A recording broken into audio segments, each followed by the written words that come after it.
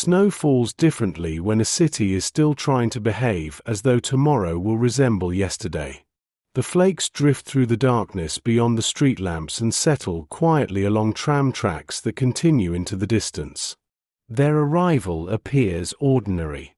Winter has always visited this northern city. The rivers have always frozen. The wind has always traveled across broad avenues and between stone buildings whose facades remember earlier centuries. Nothing about the snow itself suggests catastrophe. Nothing in its movement announces that history is beginning to tighten around the lives beneath it. Before we continue deeper into the city and into the long months ahead, take a moment to settle into the journey. If you find these quiet historical stories meaningful, consider subscribing to the channel. It helps preserve and share these forgotten human experiences with others who enjoy calm, reflective history. You're listening to Echoes of War. A woman walks home carrying a small parcel wrapped carefully in paper. The bundle is not heavy. She carries it close against her coat while passing shuttered shop windows and apartment entrances where weak yellow light leaks into the evening. Somewhere nearby, a radio plays faint music behind a wall. Somewhere else, a door opens briefly and releases a rectangle of warmth before closing again. The city continues breathing through thousands of small routines that have not yet learned they are becoming fragile. Far above the rooftops, clouds drift unseen across the night. The streets below remain occupied by familiar concerns. Work tomorrow. Meals tomorrow. School lessons tomorrow. A visit to relatives perhaps. A repair that needs finishing. A letter that still requires answering. People continue arranging their futures in small manageable pieces because that is how ordinary life functions. The future exists as an extension of the present. One day follows another. One season follows another. The rhythm feels dependable enough that few stop to examine it. You watch the city before the siege becomes the condition through which later generations will remember it. Before maps draw circles around it. Before statistics attempt to measure it. Before hunger acquires its own geography. Before cold enters homes as an occupying force rather than a season. The buildings stand quietly beneath their coverings of snow. The bridges remain in place across dark water. Factories continue producing. Trams continue moving. Workers continue arriving at familiar gates. The city possesses the confidence of a place accustomed to existing.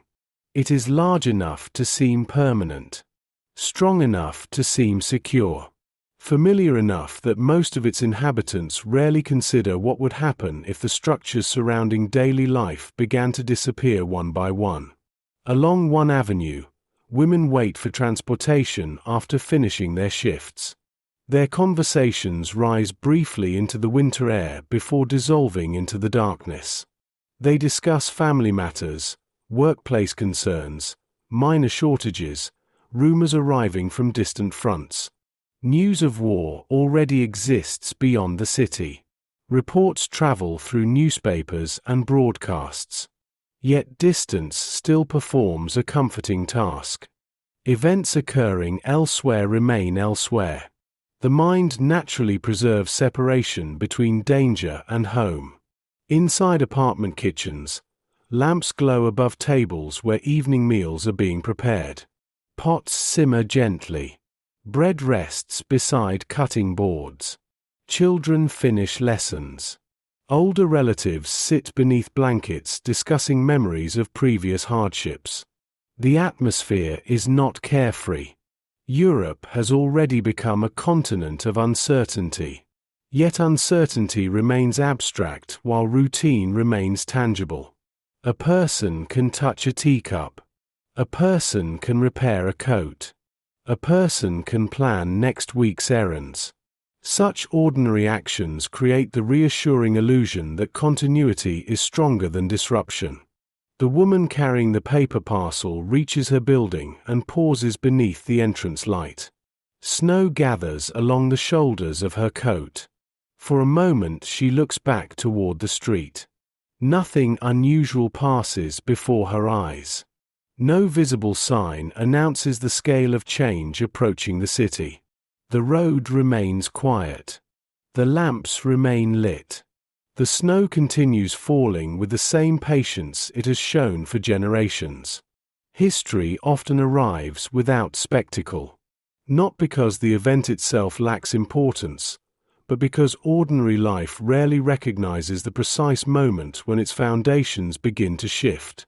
Looking backward, people search for turning points. Looking forward, they simply continue living. And so the city sleeps. Factories settle into silence. Apartment lights disappear one by one. Snow accumulates along rooftops and windowsills. Beyond the darkness, armies move. Railways carry men and supplies across immense distances. Plans are drawn inside headquarters. Decisions are recorded on maps. Yet here, among the apartments and courtyards and quiet kitchens, those distant movements remain difficult to imagine. The scale of approaching events has not yet entered the texture of daily existence. For now there is only winter air, the faint glow of street lamps, and the familiar confidence that morning will arrive much like the morning before. Morning arrives beneath a sky the color of worn steel. The city wakes gradually. Doors open onto stairwells that smell faintly of coal dust and damp wool. Workers emerge carrying lunch tins. Street sweepers begin their rounds. Smoke rises from chimneys and drifts above rooftops before flattening against the low clouds. Along the riverbanks, barges move through cold water while factory whistles call thousands of people toward another day of labor. The routines appear sturdy because they are repeated so often. Repetition creates its own sense of permanence. Women stand among these routines everywhere. They wait beside bakery counters. They manage households. They work in factories and offices. They care for children and aging parents. They organize meals, repair clothing, preserve family records, and carry information from one generation to the next. Their labor often occupies the spaces between larger historical events, yet those spaces are where societies actually survive. Long after speeches fade and military communiques are forgotten, daily life continues through countless acts of maintenance performed by ordinary people. You begin to notice how much of the city depends upon invisible forms of endurance. A queue outside a food shop moves forward slowly. A woman calculates how far a week's provisions might stretch. Another carries a basket through icy streets while rehearsing tomorrow's responsibilities in her mind. A third sits beside a window mending worn fabric beneath weak winter light. None of these moments appear extraordinary. Yet history is often shaped not only by dramatic decisions but by the quiet persistence that allows communities to continue functioning between them. As the months advance, reports from the front grow more frequent. Newspapers devote increasing space to military developments. Names of distant places become familiar through repetition. Rumors circulate through workplaces and apartment courtyards. Some are exaggerated. Others prove accurate. Most arrive incomplete. Information travels unevenly during wartime, leaving people to construct understanding from fragments. Still, life continues. The city remains crowded with plans. Summer arrives and brings longer evenings. Parks fill with conversation. Windows stay open later into the night. Along broad avenues, people walk beneath trees whose leaves conceal much of the sky. The seasons continue performing their ancient cycle, indifferent to the political and military forces gathering beyond the horizon. Nature often appears calm immediately before human affairs become turbulent. Yet beneath the surface, pressures are already accumulating. Rail lines become more important. Supply routes become more significant. Factories receive new priorities. Administrative systems adjust themselves toward wartime demands. None of these changes immediately transform daily life, but they create subtle tensions beneath ordinary routines. The city remains recognizable, though its relationship with the outside world is gradually tightening. Women notice these changes in practical ways. Certain products become harder to find. Certain conversations become more cautious. Certain letters arrive later than expected. Small inconveniences begin appearing at irregular intervals. Individually, they seem manageable. Collectively, they suggest that the familiar rhythm of life is becoming less secure. The future, once taken for granted, starts requiring active faith. What follows is not a story primarily about battles, generals, or military victories. Those events remain present, shaping the horizon beyond the city. But this journey unfolds closer to the ground, among apartments, queues, kitchens, workshops, schools, hospitals, and frozen streets. It follows women whose lives became intertwined with one of the longest and most devastating sieges in modern history. Their experience was not defined by a single dramatic moment. It was shaped instead by waiting, adapting, enduring, and continuing when continuation itself became difficult. You will return with them to the same streets again and again. You will watch familiar buildings change under new pressures. You will observe routines shrink, transform, and sometimes disappear. You will see how hunger alters perception, how winter changes movement, how institutions struggle to function, and how meaning survives even when comfort does not. The city still stands beneath the changing sky.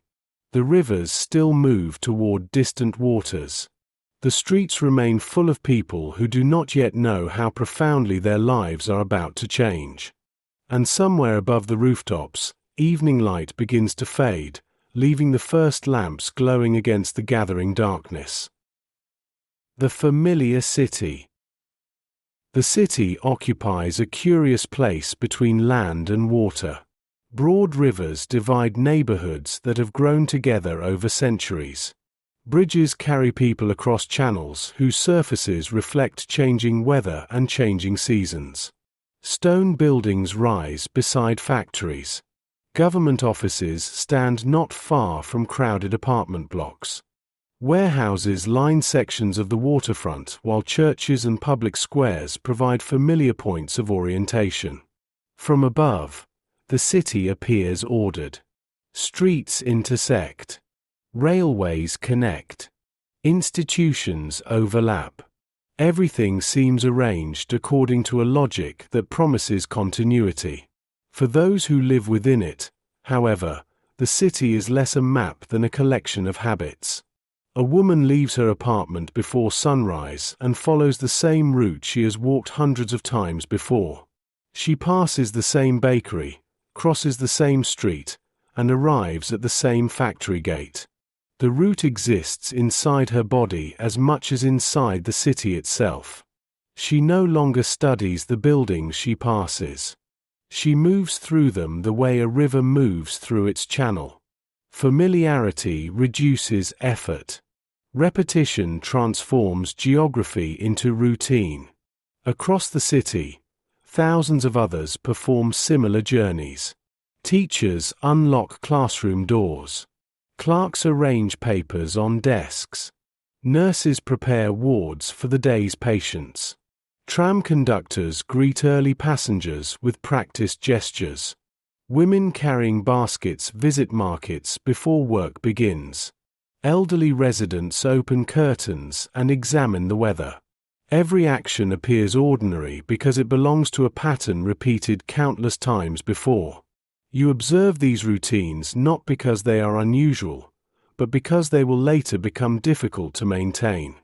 Their importance lies precisely in their normality. History often records disruption while overlooking the systems that existed before disruption arrived. Yet the scale of what is eventually lost can only be understood by first observing what once functioned. The city remains alive through a network of predictable movements. Deliveries arrive. Electricity flows. Water reaches apartments.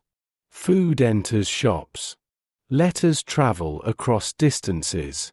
Trains connect neighborhoods to regions beyond the city's boundaries. The machinery of ordinary life operates quietly enough that most people rarely notice it. At a communal apartment, several families share a kitchen whose walls carry traces of many years of use. Pots hang above a stove. Shelves contain carefully arranged dishes.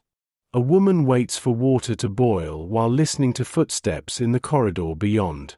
Someone leaves for work. Someone else returns from a night shift. Children prepare for school. The sounds overlap into a familiar domestic rhythm that repeats each day with only minor variations. Outside, the city moves through late summer. Trees retain their leaves. Markets remain active. The air carries the mixed scents of industry and river water. Newspaper vendors arrange their stacks while pedestrians hurry toward appointments. News from the wider war continues arriving through broadcasts and printed reports, yet daily existence remains largely anchored to immediate concerns. Rent must be paid. Meals must be prepared. Clothing must be repaired. Family obligations require attention. The practical demands of ordinary life possess a remarkable ability to narrow the horizon. Women often stand at the center of these practical worlds. They balance household budgets whose margins leave little room for waste. They calculate how supplies might last until the next purchase. They coordinate care between generations living under the same roof. They work outside the home while also managing responsibilities within it. Their labor extends across multiple environments, connecting institutions to households and households to institutions. Through countless small decisions, they help maintain the stability upon which larger systems depend. One woman spends part of her evening recording expenses in a notebook. The entries are brief. Bread, soap, fuel, fabric. Small amounts carefully tracked. The exercise is not unusual. Many families maintain similar records. Such notebooks rarely survive long enough to attract historians, yet they reveal something essential about civilian life. The future is constantly being negotiated through practical choices made at kitchen tables. You watch her pause for a moment before turning the page. Outside the window, the sky darkens slowly. Street lamps illuminate sections of the avenue below. People continue moving between buildings. Their silhouettes appear briefly beneath the lights before vanishing again into shadow. The city remains active even after sunset. Trams continue running. Factories continue operating. Hospitals continue receiving patients. Night shifts begin as day shifts end. The scale of urban life creates an impression of durability. A city this large seems capable of absorbing difficulty. Problems may arise, but institutions exist to address them. Supplies may fluctuate, but transportation networks compensate. Individual hardships occur, yet the larger structure remains intact. Such assumptions rarely feel naive while conditions remain stable. They simply feel reasonable. And so confidence persists, though often without being spoken aloud. People continue imagining futures measured in months and years. Parents discuss education. Workers consider promotions. Families plan visits. Repairs are postponed until next season. Purchases are delayed until finances improve. These small acts of anticipation reveal a population still oriented toward continuity rather than interruption.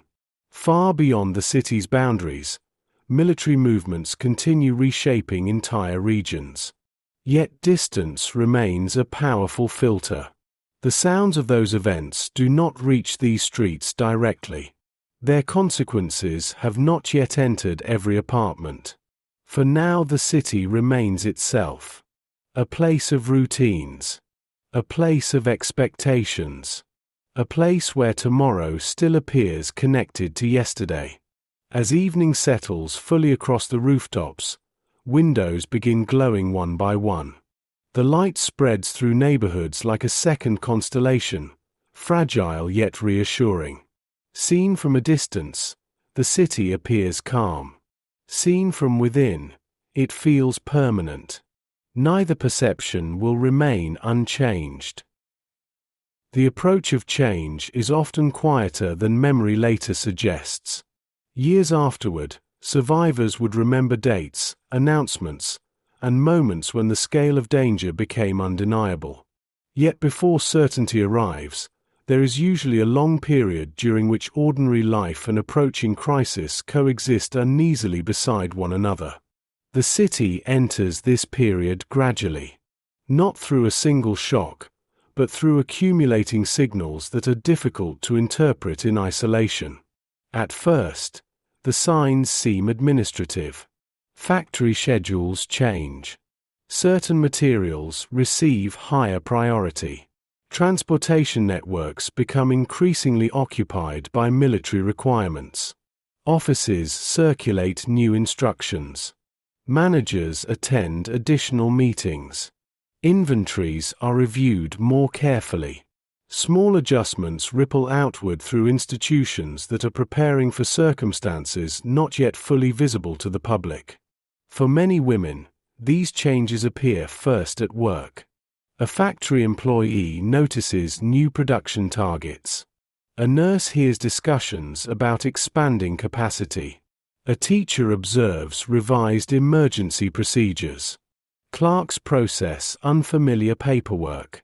None of these developments immediately transform daily existence, yet they create a subtle sense that ordinary routines are beginning to accommodate extraordinary possibilities. The future is becoming less predictable, though it remains difficult to define exactly why. You return to the streets and discover that they still look much the same. Trams continue their routes. Shops remain open. Crowds gather at intersections. Children play in courtyards. Couples walk beside the rivers during the evening. The visual continuity of urban life provides reassurance. Human beings often trust what they can see. As long as buildings remain standing and routines remain recognizable, deeper structural changes can feel distant and abstract. Yet conversation begins shifting. At workplace lunch tables and communal kitchens, military news occupies increasing space. Maps appear more frequently in newspapers. Names of cities and regions become familiar through repetition. Reports from the front generate discussion, speculation, and disagreement. Some people remain optimistic. Others grow concerned. Most continue balancing larger anxieties against the practical obligations of daily life. A woman waits in line for groceries and listens as two strangers discuss recent developments. Neither possesses complete information. Few civilians ever do. Wartime understanding is often assembled from fragments, rumors, official statements, and personal impressions. The conversation drifts from military matters to food prices, then to family concerns, before returning once again to uncertainty. Such exchanges occur across the city every day, creating a shared atmosphere that is difficult to measure yet impossible to ignore. The city remains functional. That fact matters. Water still reaches homes. Electricity still illuminates rooms.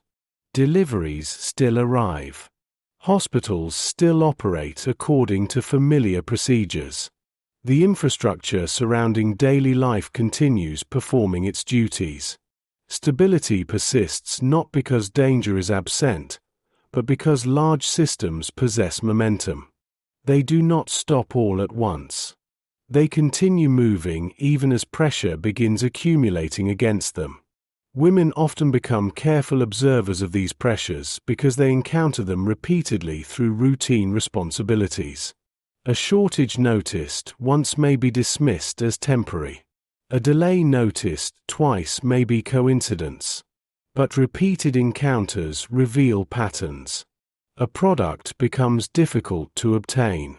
Another disappears entirely. Replacement items begin appearing on shelves. Queues lengthen slightly. Deliveries arrive later than expected. The changes remain manageable, yet they encourage closer attention. One woman adjusts her household budget to account for rising costs. Another stores extra supplies whenever possible. A third writes longer letters to relatives living elsewhere. None of these actions appear dramatic. They are practical responses to uncertainty. Yet collectively they reveal a population beginning to prepare without fully acknowledging what it may be preparing for. The weather changes as summer gradually gives way to autumn. Leaves gather along sidewalks. Rain darkens the streets. Mornings arrive colder than before. The seasonal transition unfolds with familiar predictability, though the emotional atmosphere surrounding it feels less certain. Seasons always carry expectations. Autumn suggests preparation. Winter suggests endurance. This year those associations acquire additional weight. You notice how often people look toward the future while discussing the coming winter. Fuel supplies, food supplies, housing conditions, transportation. The subjects themselves are ordinary. Northern cities have always required preparation for cold weather. Yet beneath the practical discussions lies a growing awareness that circumstances may become more difficult than usual. The concern remains restrained. Most people continue hoping that disruptions will prove temporary. Hope itself functions as a form of continuity. Evenings arrive earlier now. Apartment windows glow against the darkness while families gather around tables for meals and conversation. Radios deliver news from distant fronts. Some listeners pay close attention. Others prefer not to. Information can reassure, but it can also deepen anxiety. Each household develops its own relationship with uncertainty. In one apartment, a woman folds clothing that has been carefully repaired rather than replaced. In another, someone organizes pantry shelves and quietly counts remaining provisions. Elsewhere, letters are read and reread beneath lamplight. The activities differ, yet they share a common quality. People are attempting to create order within circumstances that increasingly resist prediction. The city itself remains outwardly recognizable. Its bridges still span the rivers. Its factories still produce. Its institutions still function. Its streets still fill each morning with workers heading toward familiar destinations. Yet beneath these visible continuities, something has begun to change. Not the city alone. The way people think about the city. The assumption that tomorrow will naturally resemble yesterday is becoming harder to maintain. It has not disappeared. Most still believe continuity will prevail. But uncertainty now occupies a place at the table, standing quietly beside every plan for the future. As darkness settles across the avenues and the final trams rattle through the evening, the city continues its familiar rhythms. Lamps shine behind curtains. Footsteps echo through courtyards. Conversations fade into stairwells. For now, ordinary life remains stronger than disruption. For now, The familiar city still exists. And for now, many of its inhabitants continue preparing for winter without yet understanding how completely winter will soon redefine their world. The narrowing horizon. Autumn settles over the city with a patience that feels almost deliberate. Rain lingers on cobblestones long after the clouds have moved on. Trees release their leaves one by one, covering parks and avenues in fading colors that seem muted beneath the gray sky. The rivers darken. The daylight shortens. Mornings arrive wrapped in mist, and evening appears before many people have finished their work. The seasonal changes are familiar. Every year the city adjusts itself to their arrival. Yet this year, familiar adjustments unfold alongside new uncertainties that refuse to disappear. The city is still connected to the wider world. Trains still arrive. Goods still move. Messages still travel. But the sense of openness that once surrounded these connections begins to feel less certain. Routes that seemed permanent now appear vulnerable. Distances that once felt manageable suddenly carry strategic importance. The geography surrounding the city is slowly changing in the minds of those who depend upon it. For many civilians, the transformation first appears as a subtle narrowing of possibility. A woman enters a shop intending to purchase several items and leaves with only some of them. Another waits longer than expected for a delivery. A third receives a letter containing news that travel plans have been postponed indefinitely. None of these experiences alone suggest catastrophe. Yet together they create an atmosphere in which ordinary expectations require constant revision. You return to the communal apartment kitchens introduced earlier. The shelves remain stocked. Meals are still prepared. Families still gather around tables. Yet conversations have changed. The discussion no longer revolves entirely around work, school, and household concerns. News from outside the city increasingly occupies attention. Reports are shared. Rumors are examined. Predictions are offered with varying degrees of confidence. People search for clarity, though clarity remains difficult to obtain. In one apartment, a woman carefully folds a newspaper after reading an article several times. The information it contains is incomplete, yet she studies it anyway. During periods of uncertainty, people often return repeatedly to the same facts, hoping that repetition might reveal something previously overlooked. The mind seeks patterns. It seeks reassurance. It seeks evidence that events remain understandable. Outside, long queues begin appearing more frequently. Not dramatic queues. Not desperate ones. Simply longer than before. People wait patiently, coats buttoned against the cooling air, exchanging observations about prices, availability, and delivery schedules. Waiting itself becomes more common. Minutes accumulate. Small delays become accepted parts of daily life. The city remains functional, yet its mechanisms operate with slightly more friction than before. Women often spend significant portions of their day inside these spaces of waiting. They wait in shops. They wait at offices. They wait for transportation. They wait for information. Waiting rarely appears in official histories with the same prominence as battles or political decisions. Yet for civilians, waiting becomes one of the primary experiences through which larger events are encountered. Decisions made far away frequently arrive first as delays, shortages, or uncertainty. A nurse finishes her shift and discovers that transportation is running behind schedule. She joins a small crowd standing beneath a cold drizzle. Nobody knows exactly why the delay has occurred. Explanations circulate. Some may be accurate. Others may not. The distinction matters less than the shared experience itself. A simple journey home now contains an additional layer of unpredictability. The city's institutions continue adapting. Hospitals review procedures. Factories revise priorities. Schools adjust schedules. Administrative offices process increasing volumes of wartime instructions.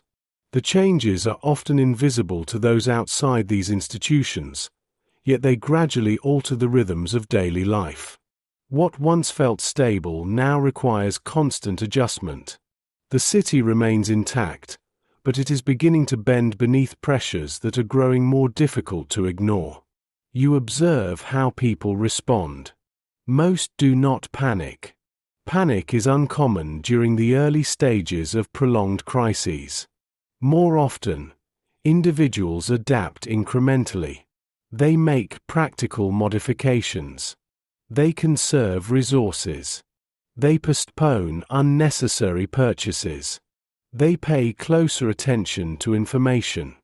The human capacity for gradual adaptation is remarkable.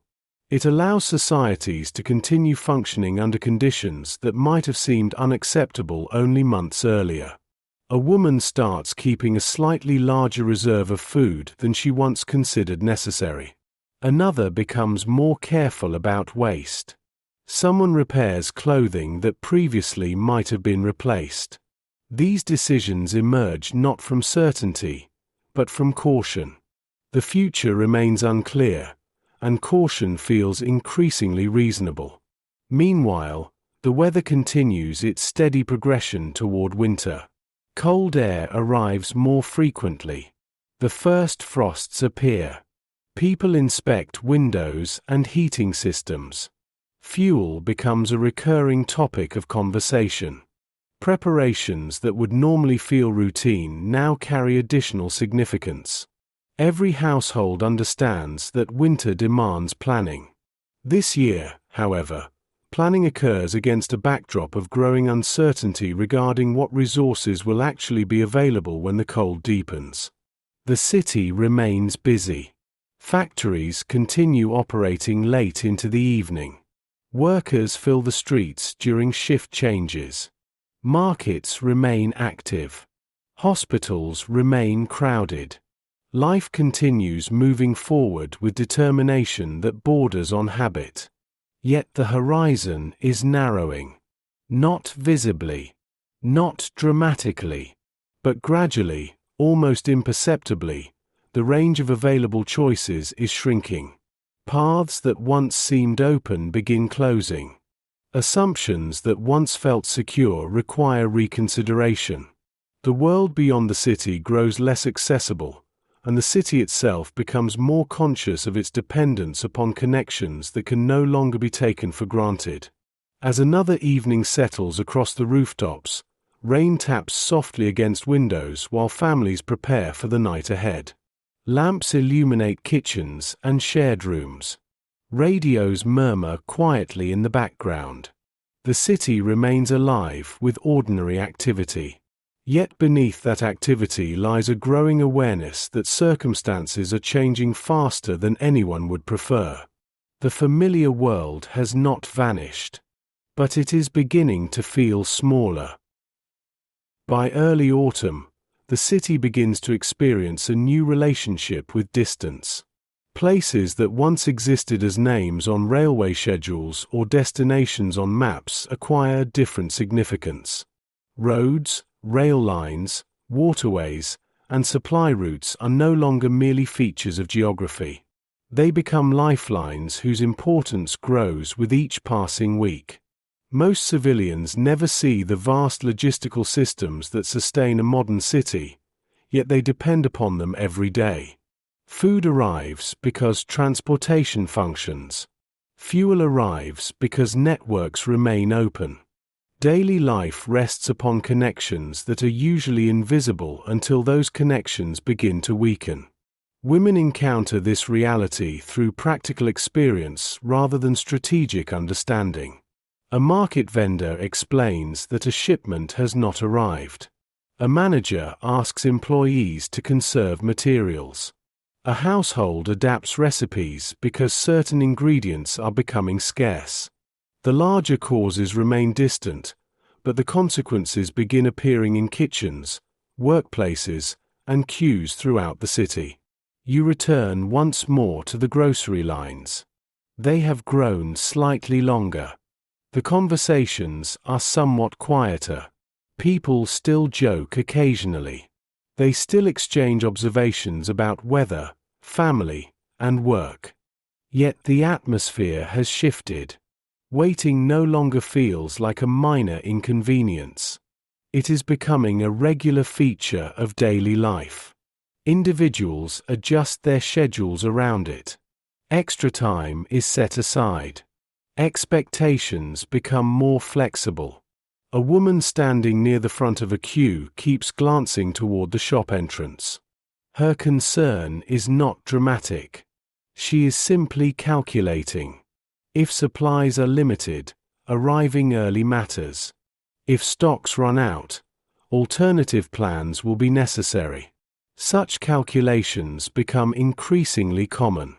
The management of uncertainty gradually becomes part of civilian labor.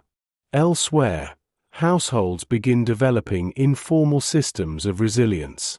Neighbors exchange information. Relatives share resources. Friends notify one another when certain goods become available. These networks are not organized through official channels. They emerge naturally as people respond to growing instability. Community often reveals itself most clearly when formal systems begin struggling to meet every need. The city's women frequently stand at the center of these exchanges. They carry information between households. They coordinate assistance for elderly relatives. They monitor inventories within homes. They notice which neighbors require support and which families are facing particular difficulties. Such work rarely appears in official records, yet it forms an essential layer of civilian survival. Large institutions provide structure. Human relationships provide flexibility. Autumn deepens. Rain gives way to colder winds. The trees continue shedding leaves until many branches stand bare against the sky. Along the rivers, the first signs of approaching winter become visible in the changing water and the increasingly sharp air. Seasonal preparation intensifies across the city. Fuel is gathered where possible. Clothing is repaired. Windows are inspected. Households attempt to strengthen themselves against the cold months ahead. Under ordinary circumstances, these preparations would represent a familiar ritual. This year they carry a different emotional weight. Nobody knows precisely what lies ahead. Yet many sense that winter will be more difficult than usual. The feeling is not always expressed openly. Often it appears indirectly through behavior. People save a little more, waste a little less, plan a little further ahead. Anxiety frequently disguises itself as practicality. Inside a hospital, a nurse notices increasing strain on supplies. Nothing has collapsed. Operations continue. Patients receive care. The institution remains functional. Yet maintaining that functionality requires more effort than before. Small shortages generate additional work. Delays require improvisation. Administrators and staff spend growing amounts of energy preserving normal operations. This pattern repeats throughout the city. Normality survives, but it becomes increasingly labor-intensive. The systems supporting everyday life no longer operate effortlessly. They require constant attention.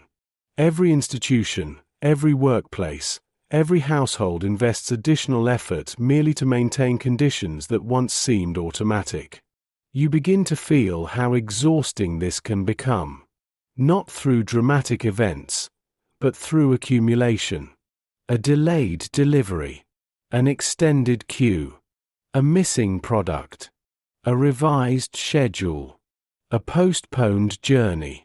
Each inconvenience appears manageable on its own. Together they create a persistent background pressure that slowly reshapes perception. People become accustomed to uncertainty not because they welcome it, but because adaptation remains the only practical response. Evenings now arrive early enough that many workers travel home in darkness. Street lamps cast pale circles of light onto wet pavement. Windows glow warmly against the cold air. From outside, the city can still appear peaceful. Families gather for meals. Radios provide news and music. Children complete lessons. Elderly relatives tell stories. Domestic life continues asserting itself against external uncertainty. A woman sits near a window with mending in her lap. The task requires concentration but not complete attention. As her hands move steadily through familiar motions, her thoughts drift toward the future. Not a distant future. Simply the coming winter.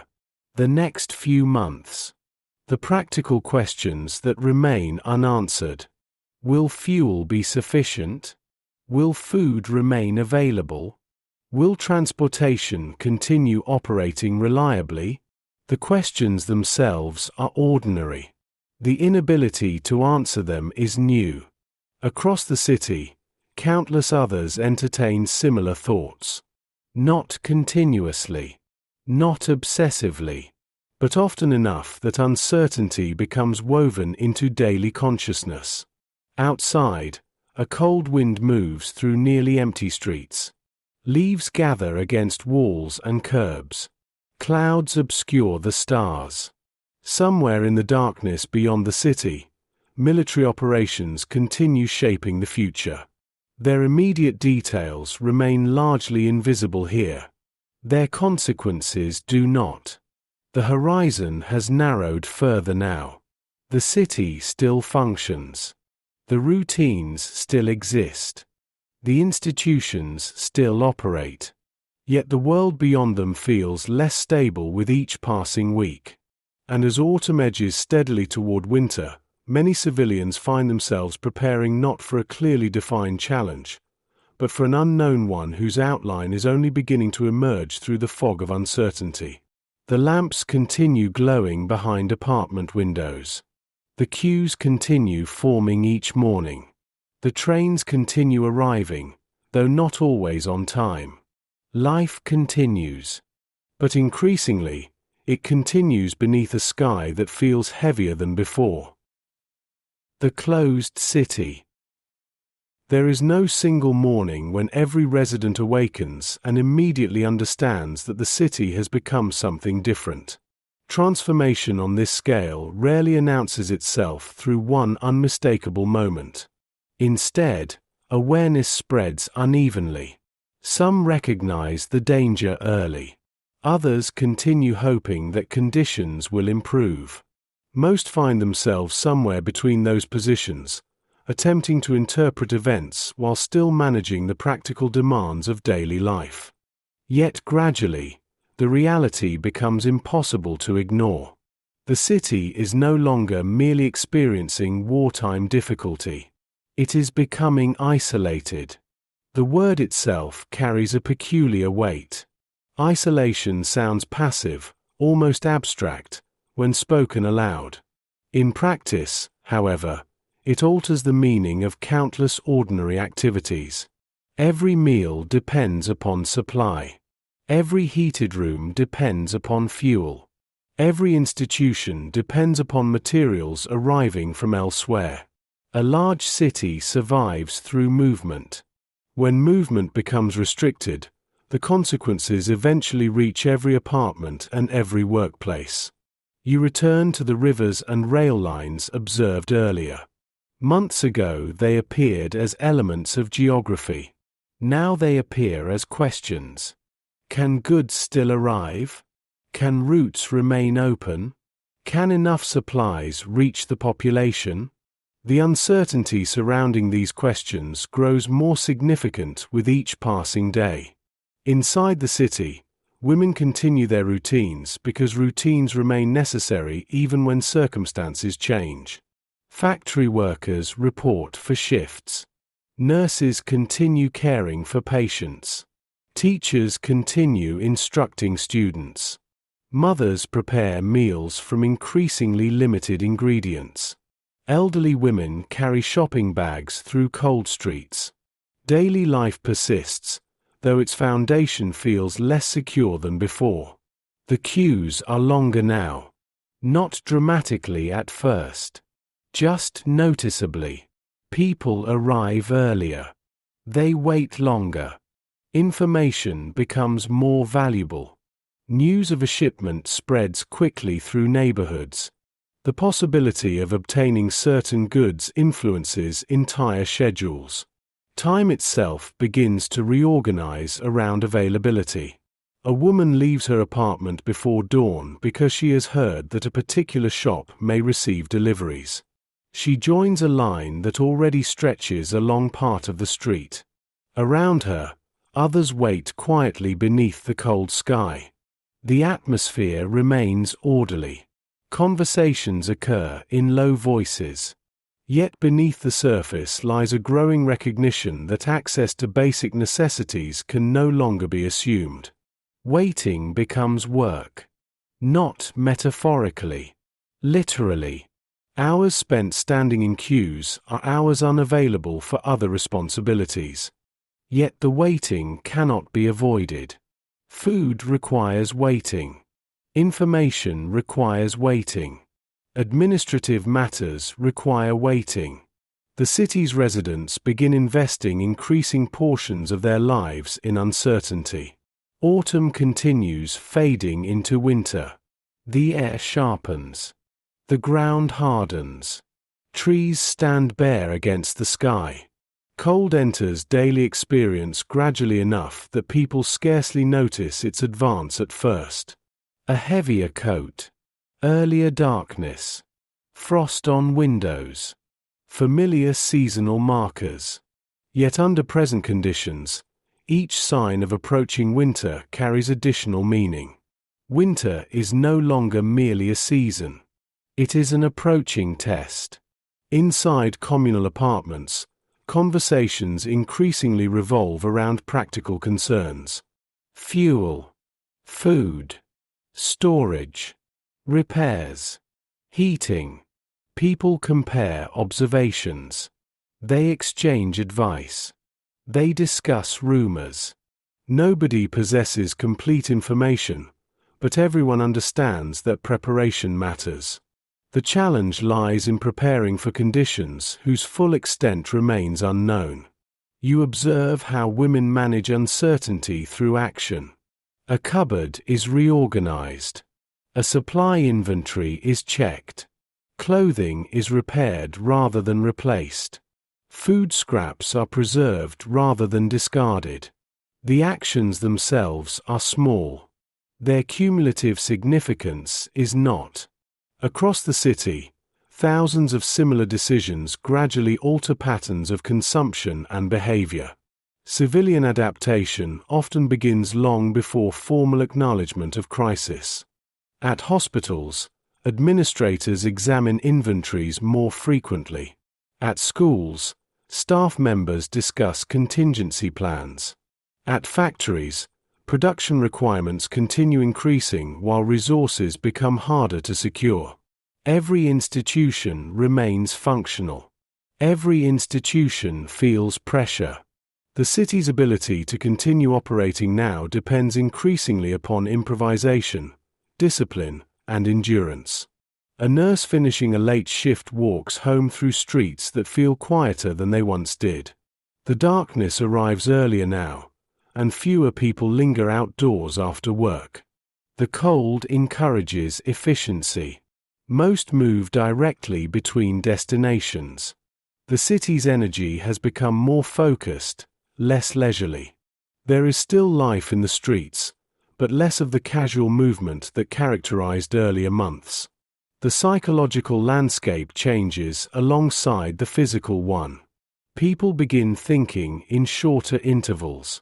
Instead of asking what next year might bring, They ask what next week might require. Instead of imagining distant possibilities, they focus on immediate necessities. The horizon narrows again.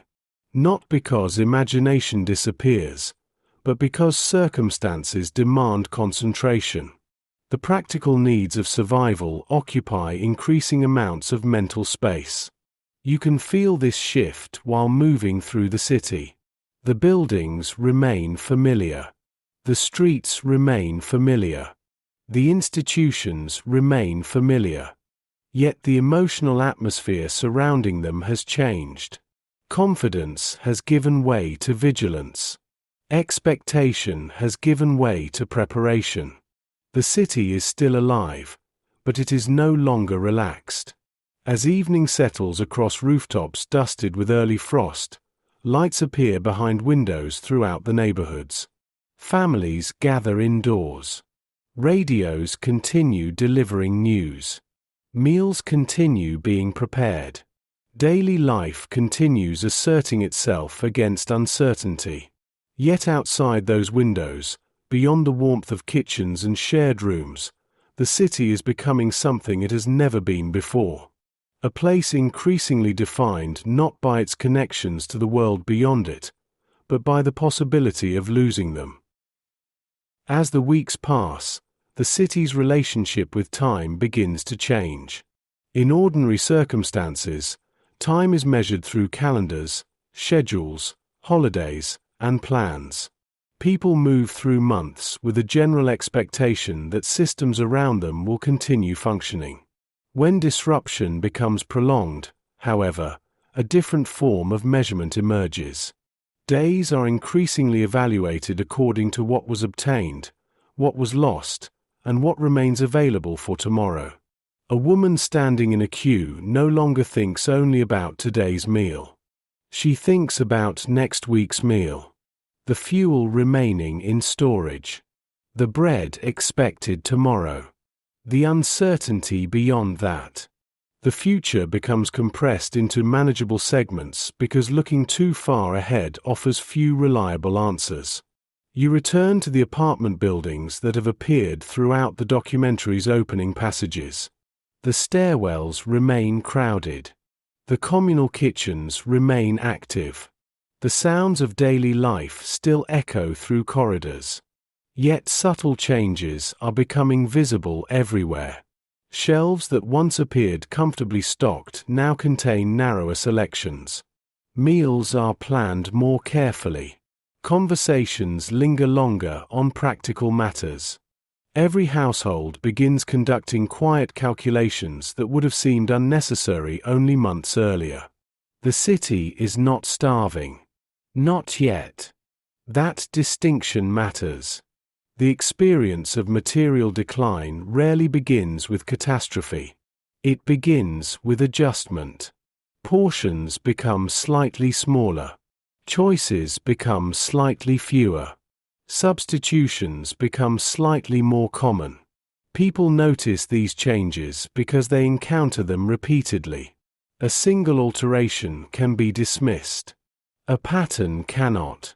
Women often serve as the first chroniclers of such patterns. Not because they possess special information, but because so much of civilian life passes through their hands.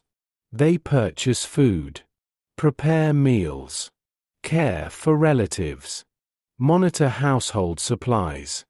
They encounter shortages directly and repeatedly. Through routine observation, they become witnesses to the city's changing material reality. One woman keeps a small notebook where she records expenditures and availability. The entries are practical rather than emotional. Prices, quantities, dates. Yet over time the notebook acquires another function.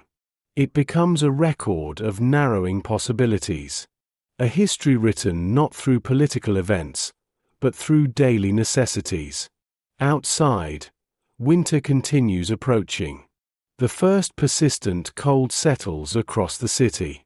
Breath becomes visible in the morning air. Frost remains longer on windows.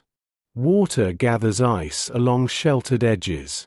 Residents respond as they always have, bringing out heavier clothing and making final preparations for the season ahead. Yet this year the familiar rituals carry an undertone of concern. Winter is no longer simply expected. It is anticipated. There is a difference.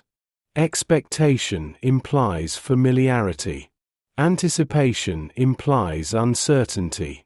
At a factory, workers discuss fuel supplies during a break. Their conversation drifts between practical concerns and cautious optimism. People often continue hoping long after circumstances justify concern. Hope performs useful work. It allows daily life to continue. It preserves motivation. It creates psychological space in which routines can survive. The city still depends upon hope.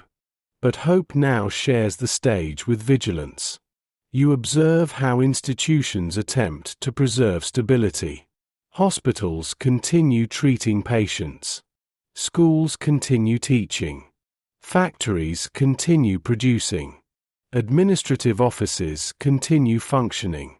Each institution projects continuity because continuity itself has become valuable. A city under pressure cannot afford widespread paralysis. People continue working not because conditions are easy, but because stopping would create additional difficulties. This persistence lends the city a strange dual character. On one hand, ordinary life remains visible everywhere.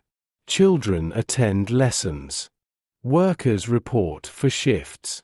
Trams still move along certain routes. Families still gather in the evenings. On the other hand, nearly every routine now contains additional effort. Every activity requires more planning, more patience, or more flexibility than before. Normality survives. But it survives through labor. A nurse walking home after dark notices how quickly the streets empty once temperatures fall. The city seems quieter now. Not silent. Simply more restrained. Fewer unnecessary journeys are made. Fewer people linger outdoors.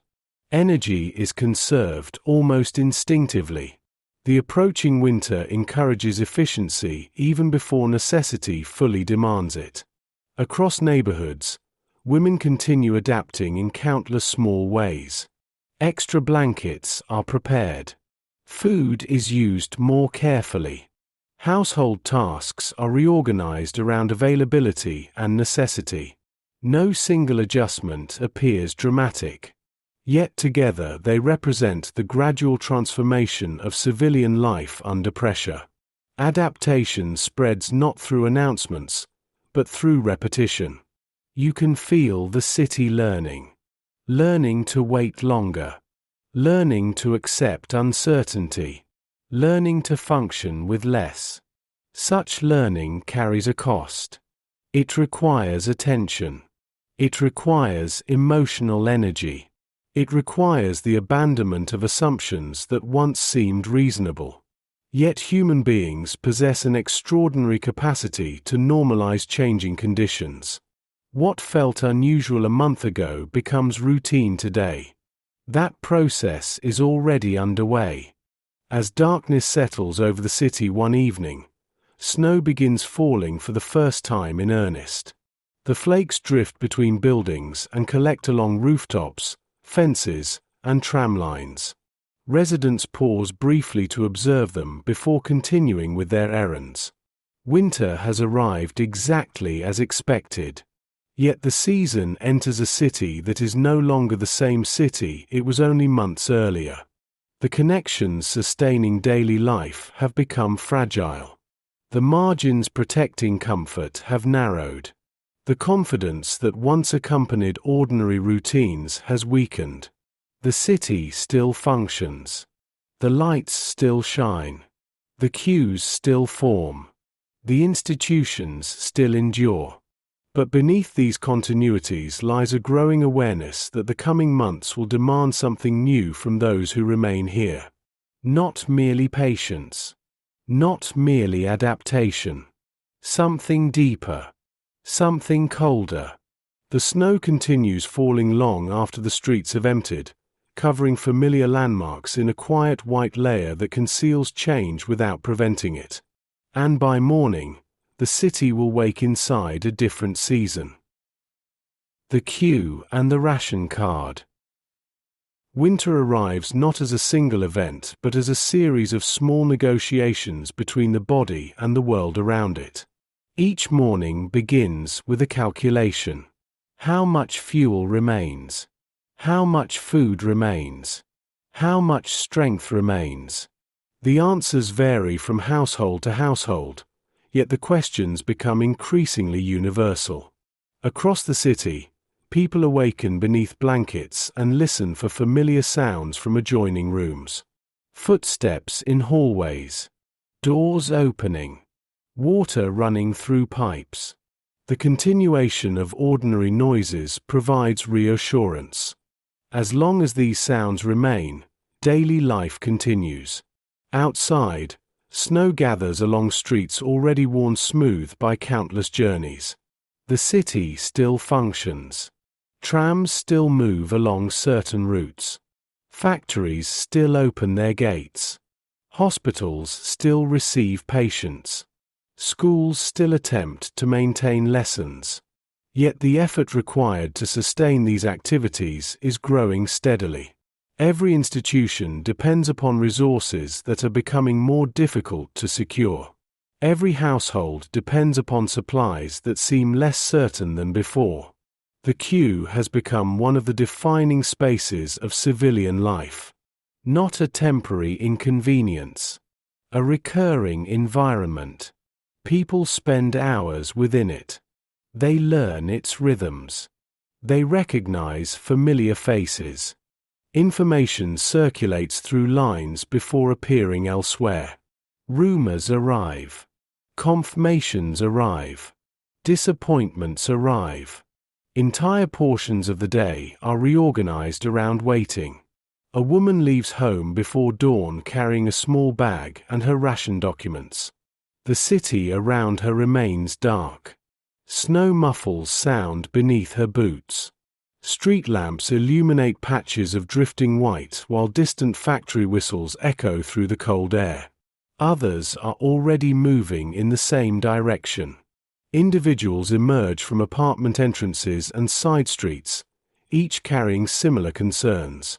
By the time she reaches the distribution point, a line has already formed. People stand quietly. Some stamp their feet against the cold. Others wrap scarves more tightly around their faces. Conversation occurs in brief exchanges rather than extended discussions.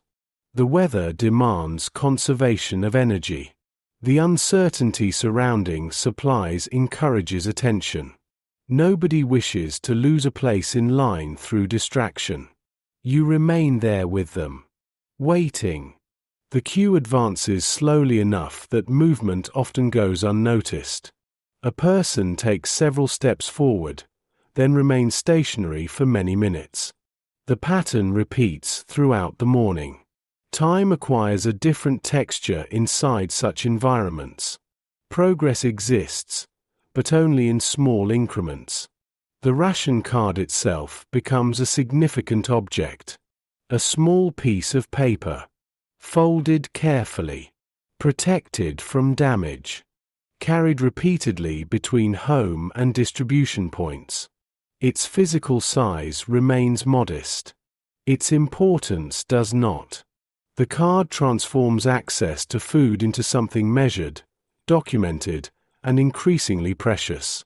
Civilian life begins organizing itself around official allocations whose significance grows with every passing week. Women often bear responsibility for navigating this system.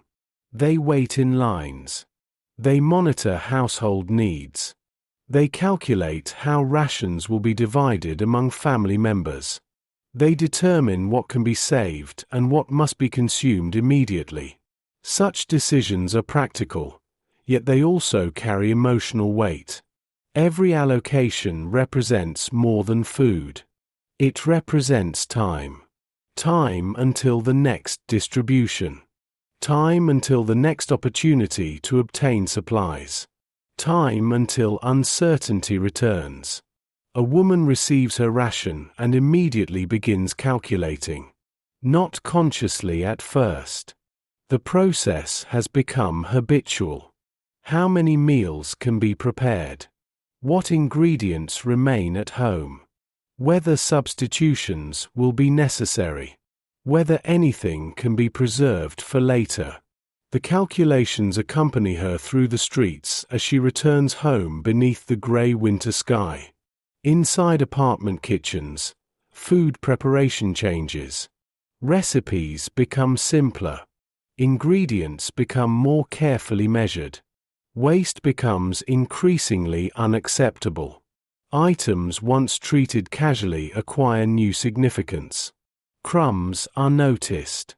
Scraps are noticed. Leftovers are noticed. The boundary between useful and useless shifts as resources become more limited. You watch a woman cut bread into portions with deliberate precision. The loaf itself is unremarkable. The care with which it is handled is not. Every slice represents future meals. Every decision influences what remains available tomorrow. Food is no longer simply consumed. It is managed. The city's women become managers of scarcity long before scarcity reaches its most severe form. This role demands patience, attention, memory, an awareness of countless small details that might otherwise be overlooked. At workplaces, conversations increasingly return to rations. Workers compare experiences. They discuss availability. They exchange information regarding distribution schedules. Food becomes a common language connecting households, institutions, and neighborhoods. Not because people wish to focus on it, but because necessity repeatedly directs attention there. Meanwhile, winter continues deepening. Snow remains on the ground. Cold lingers throughout the day. Darkness arrives early and departs reluctantly. The season exerts pressure on every routine. Journeys require more effort. Buildings require more heating. Physical energy becomes more valuable. The city remains operational, yet each activity now occurs within a colder and more demanding environment. You begin to notice a subtle shift in civilian perception. People are no longer preparing for difficulty. They are living within it. Not the most severe form yet. Not the form history will later remember most vividly.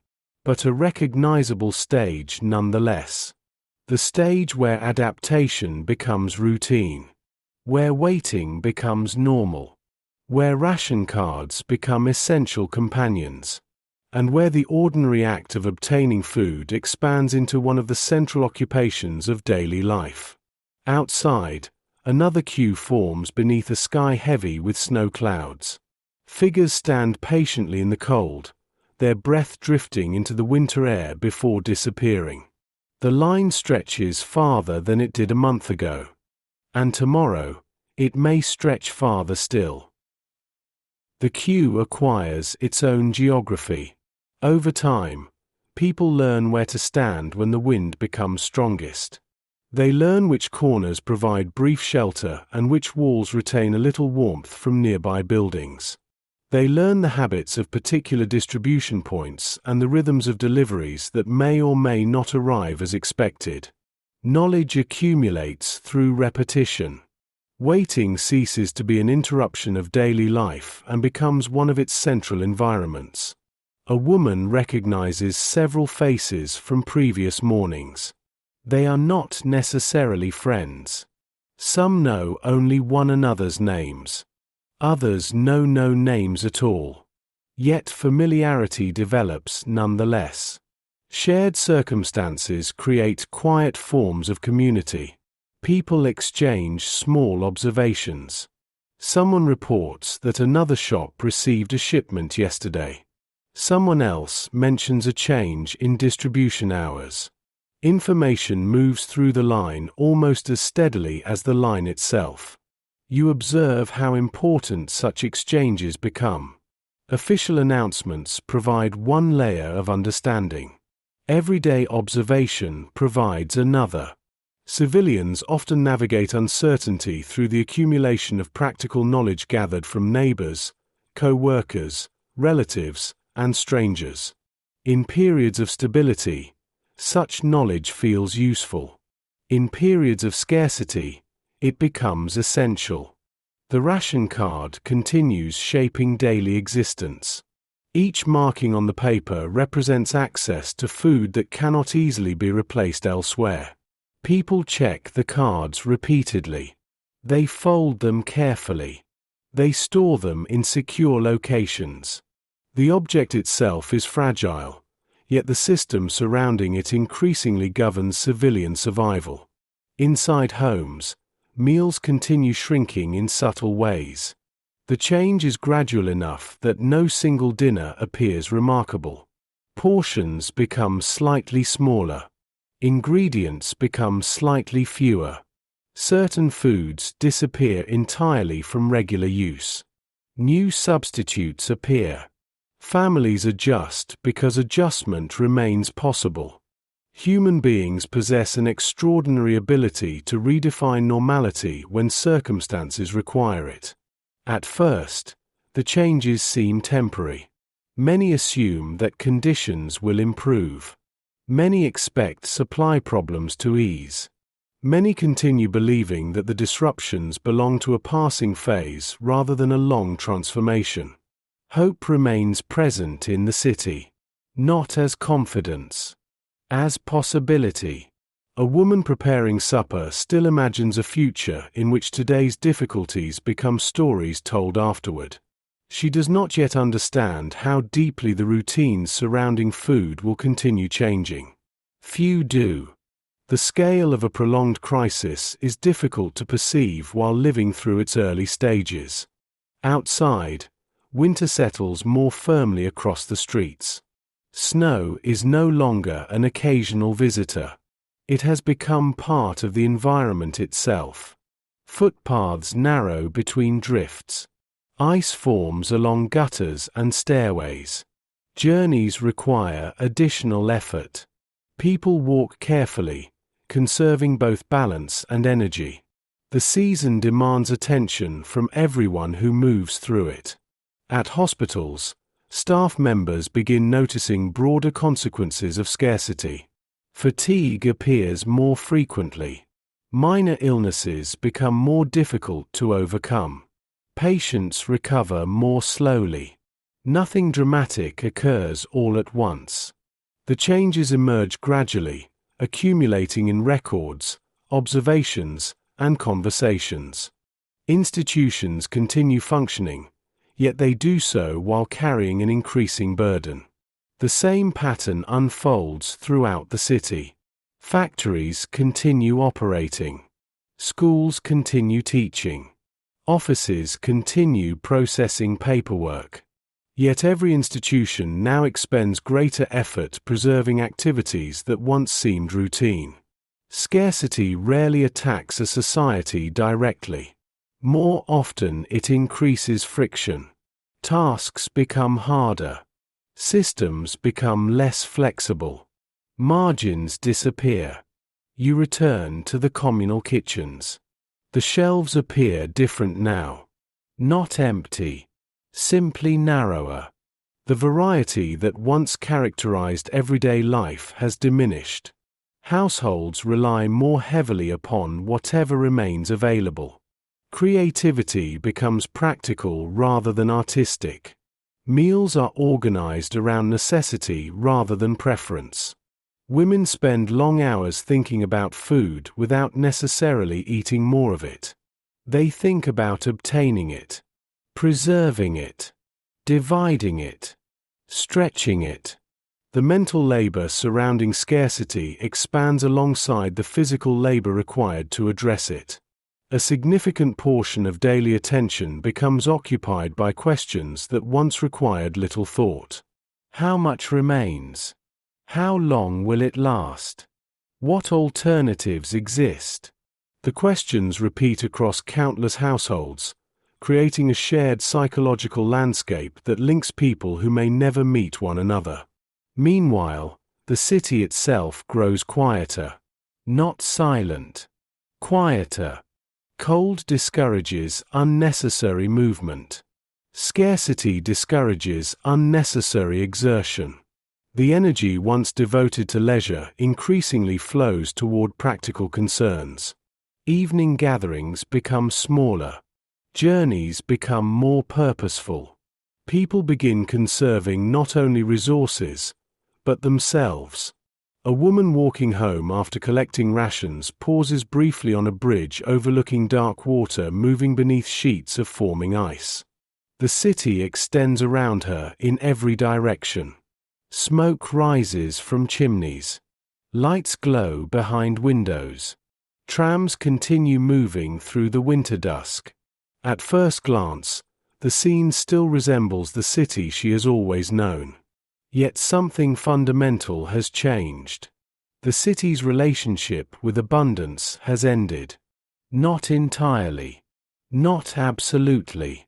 But enough that every household now understands the value of what once seemed ordinary. A loaf of bread. A warm room.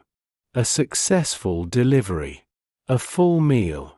Objects and experiences that rarely attracted attention now occupy the center of daily life. The queue teaches this lesson repeatedly. The ration card teaches it repeatedly. Winter reinforces it each day. As darkness settles over the city once again, people return to their homes carrying carefully measured supplies. Doors close against the cold. Meals are prepared. Families gather around tables. Life continues. Yet beneath every routine runs the same quiet awareness. What is available today may not be available tomorrow. And that awareness follows the city into sleep beneath another long winter night. The arithmetic of hunger. Hunger rarely arrives all at once. It advances in stages, introducing itself gradually enough that people continue believing they can remain ahead of it. At first it appears as inconvenience, then as concern, then as a recurring calculation that accompanies nearly every decision. By the time it becomes the defining condition of daily life, it has already altered routines, expectations, and habits in countless subtle ways. The city enters this process slowly. Rations continue arriving, but they diminish. Supplies continue entering the city through increasingly difficult routes, but they are insufficient for previous patterns of consumption. Households continue functioning, but the margin separating adequacy from scarcity grows thinner with each passing week. Women often encounter these changes first through numbers. Not abstract statistics. Practical arithmetic. The amount of bread available. The amount of fuel remaining. The number of meals that can still be prepared. The calculations repeat daily. Sometimes hourly. Scarcity transforms ordinary objects into units of measurement through which the future is estimated. A woman sits at a kitchen table beneath weak afternoon light. Before her rests a small collection of supplies intended to sustain multiple people. She studies them not because the task is complicated, but because accuracy matters. Every portion influences what remains tomorrow. Every decision extends beyond the present moment. You remain with her as she works. The apartment is quiet except for occasional sounds from neighboring rooms. Somewhere down the corridor, a door opens and closes. Pipes knock faintly within the walls. Outside, wind moves loose snow across the courtyard. The city continues existing beyond the window, yet much of civilian life has narrowed inward toward the management of immediate necessities. Food occupies increasing amounts of thought. Not because people become obsessed with it. Because it becomes impossible to ignore. Conversations return to it repeatedly. Workers discuss it during breaks. Families discuss it during meals. Neighbors discuss it while waiting in queues. The subject appears so often that it gradually reshapes social interaction itself. Scarcity establishes its own vocabulary.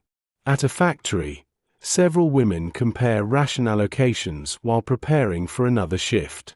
Their exchange remains practical. There is little point in dramatizing realities everyone already understands. Information is more valuable than complaint. Knowledge regarding availability, substitutions, or distribution schedules may prove useful later. The city continues adapting. Adaptation, however, no longer feels temporary.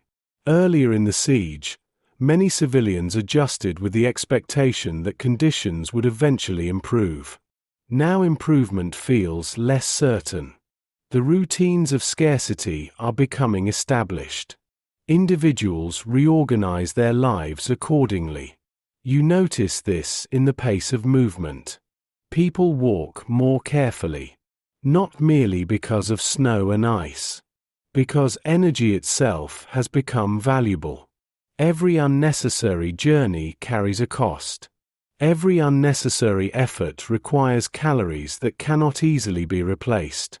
The body begins participating in calculations that once belonged primarily to the mind. A woman climbs several flights of stairs carrying food and pauses midway to catch her breath. Such moments would have seemed insignificant months earlier. Now they attract attention. Fatigue appears more readily. Recovery takes longer. Physical exertion leaves clearer traces. The hospitals observe similar patterns. Patients arrive with illnesses complicated by inadequate nutrition. Recovery slows. Weakness becomes more common. Medical staff continue working with determination, yet they cannot separate health from material conditions. The body requires resources. When those resources diminish, resilience becomes harder to sustain. Outside, winter tightens its hold. Snow remains piled against buildings and fences. Ice covers sections of the streets. The daylight is brief and often obscured by cloud. The city appears muted beneath layers of white and gray, as though the landscape itself is conserving energy. You return to the queues. They remain orderly. Order matters. When resources are limited, predictability becomes valuable. People wait because waiting still offers possibility. The line may be long. The cold may be severe. Yet remaining in line preserves access to whatever supplies become available. A woman standing near the back of a queue shifts her weight from one foot to the other. Around her, others do the same. The movement is practical. It helps maintain warmth. Yet it also reflects the rhythm of waiting itself. Small motions. Small adjustments. Small efforts repeated throughout the day. The city is learning a new form of endurance. Not the dramatic endurance associated with battlefields. A quieter form. The endurance required to wake each morning and repeat necessary tasks despite increasing difficulty. The endurance required to continue planning meals when food is scarce. The endurance required to remain patient while uncertainty expands. Such endurance rarely produces memorable moments. Instead, it accumulates through repetition. Day after day. Week after week. The siege gradually transforms persistence into one of the city's most important resources. At home, women continue finding ways to extend what little is available. Recipes change. Portions change. Expectations change. The process is not always conscious. Human beings possess a remarkable ability to adjust to altered conditions when alternatives are limited. What once seemed insufficient gradually becomes normal. What once seemed temporary gradually becomes routine. Yet hunger continues advancing. Not dramatically. Not suddenly. Patiently. Like winter itself. As evening settles across the city, apartment windows glow faintly against the darkness. Inside, meals are prepared from carefully measured ingredients. Conversations continue around tables where portions have become smaller than before. People eat slowly. They plan quietly. They conserve what remains. Beyond the walls, snow drifts through empty streets beneath a sky that offers no indication of when conditions might improve. And inside thousands of homes, the arithmetic begins again. Tomorrow's food. Tomorrow's fuel. Tomorrow's strength. Each calculated carefully against an uncertain future. As winter deepens, hunger begins changing more than diets. It alters perception. Not immediately and not uniformly, but gradually enough that many people notice the transformation only when looking backward. The body adapts to scarcity for a time. It conserves energy. It narrows priorities. It redirects attention toward immediate needs. What begins as a material condition slowly becomes a mental landscape through which every aspect of daily life must travel. A woman wakes before dawn and remains beneath her blankets for several extra moments. The room is cold. The effort required to leave the bed feels greater than it once did. Nothing dramatic has occurred overnight. Yet the accumulation of many difficult weeks is becoming visible in small experiences. Tasks that once required little thought now demand deliberate effort. The distinction between inconvenience and exhaustion grows increasingly difficult to identify. You follow her through the morning. The apartment remains quiet. Other residents move slowly through adjoining rooms. Water is heated. Clothing is layered carefully against the cold. Breakfast is prepared from limited ingredients whose quantity must be considered as carefully as their nutritional value.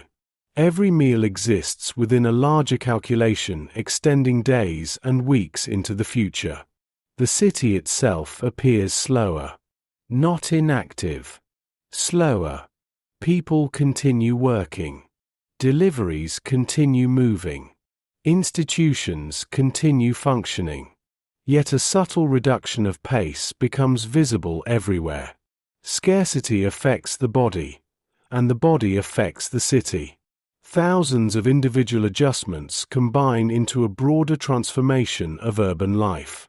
At factories, workers perform demanding labor while consuming fewer calories than such labor ideally requires. The discrepancy cannot be ignored forever. Fatigue becomes a constant companion. Concentration requires greater effort. Recovery requires more time. Yet production continues because necessity demands it. Women working long shifts often return home carrying responsibilities that do not end when the workday concludes. Meals must still be organized. Relatives must still be cared for. Households must still function. The burden of scarcity extends across multiple environments. There is no clear separation between workplace endurance and domestic endurance. Each reinforces the other.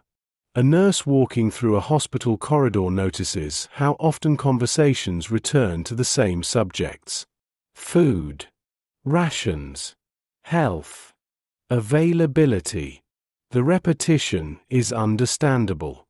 Scarcity compresses attention toward immediate realities. Subjects that once occupied only a small portion of daily thought now dominate it. You observe this phenomenon throughout the city.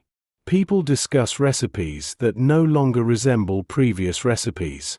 They exchange information about substitutes. They compare experiences with particular distribution points. The conversations remain practical because practical knowledge retains value. Yet beneath the exchange of information lies a shared awareness that circumstances continue deteriorating. Outside, winter imposes its own arithmetic. Cold requires energy. Movement requires energy. Staying warm requires energy. The body must spend resources simply to maintain itself against the environment. Under ordinary conditions, these expenditures pass largely unnoticed. Under conditions of scarcity, they become significant. Every journey through the snow carries a measurable cost. A woman returns home after standing in a queue for several hours. The walk is not especially long. Yet by the time she reaches her apartment, fatigue has settled heavily into her limbs. She places her supplies on the table and sits quietly for a moment before beginning the next task. Rest is no longer merely pleasant. It has become necessary. The city continues adapting. Adaptation now involves difficult choices. Some journeys are postponed. Some activities are abandoned. Some priorities are rearranged. People conserve strength because strength has become a limited resource. The process is rarely dramatic. It emerges through countless decisions made quietly within households across the city. You return to the communal kitchens. The atmosphere remains active, yet something has changed. The conversations are shorter. The movements are more deliberate. People spend less energy on unnecessary activity. The adjustment is subtle, but widespread. Scarcity encourages efficiency. Hunger rewards conservation. At hospitals, the consequences become increasingly visible. Medical staff continue working with remarkable dedication, but dedication cannot replace nutrition. The human body possesses limits. Patients arrive weaker than before. Recovery becomes more uncertain. Conditions that might once have been manageable become more serious when the body's reserves are diminished. The same reality exists beyond hospital walls. The city is drawing upon its reserves. Physical reserves. Material reserves.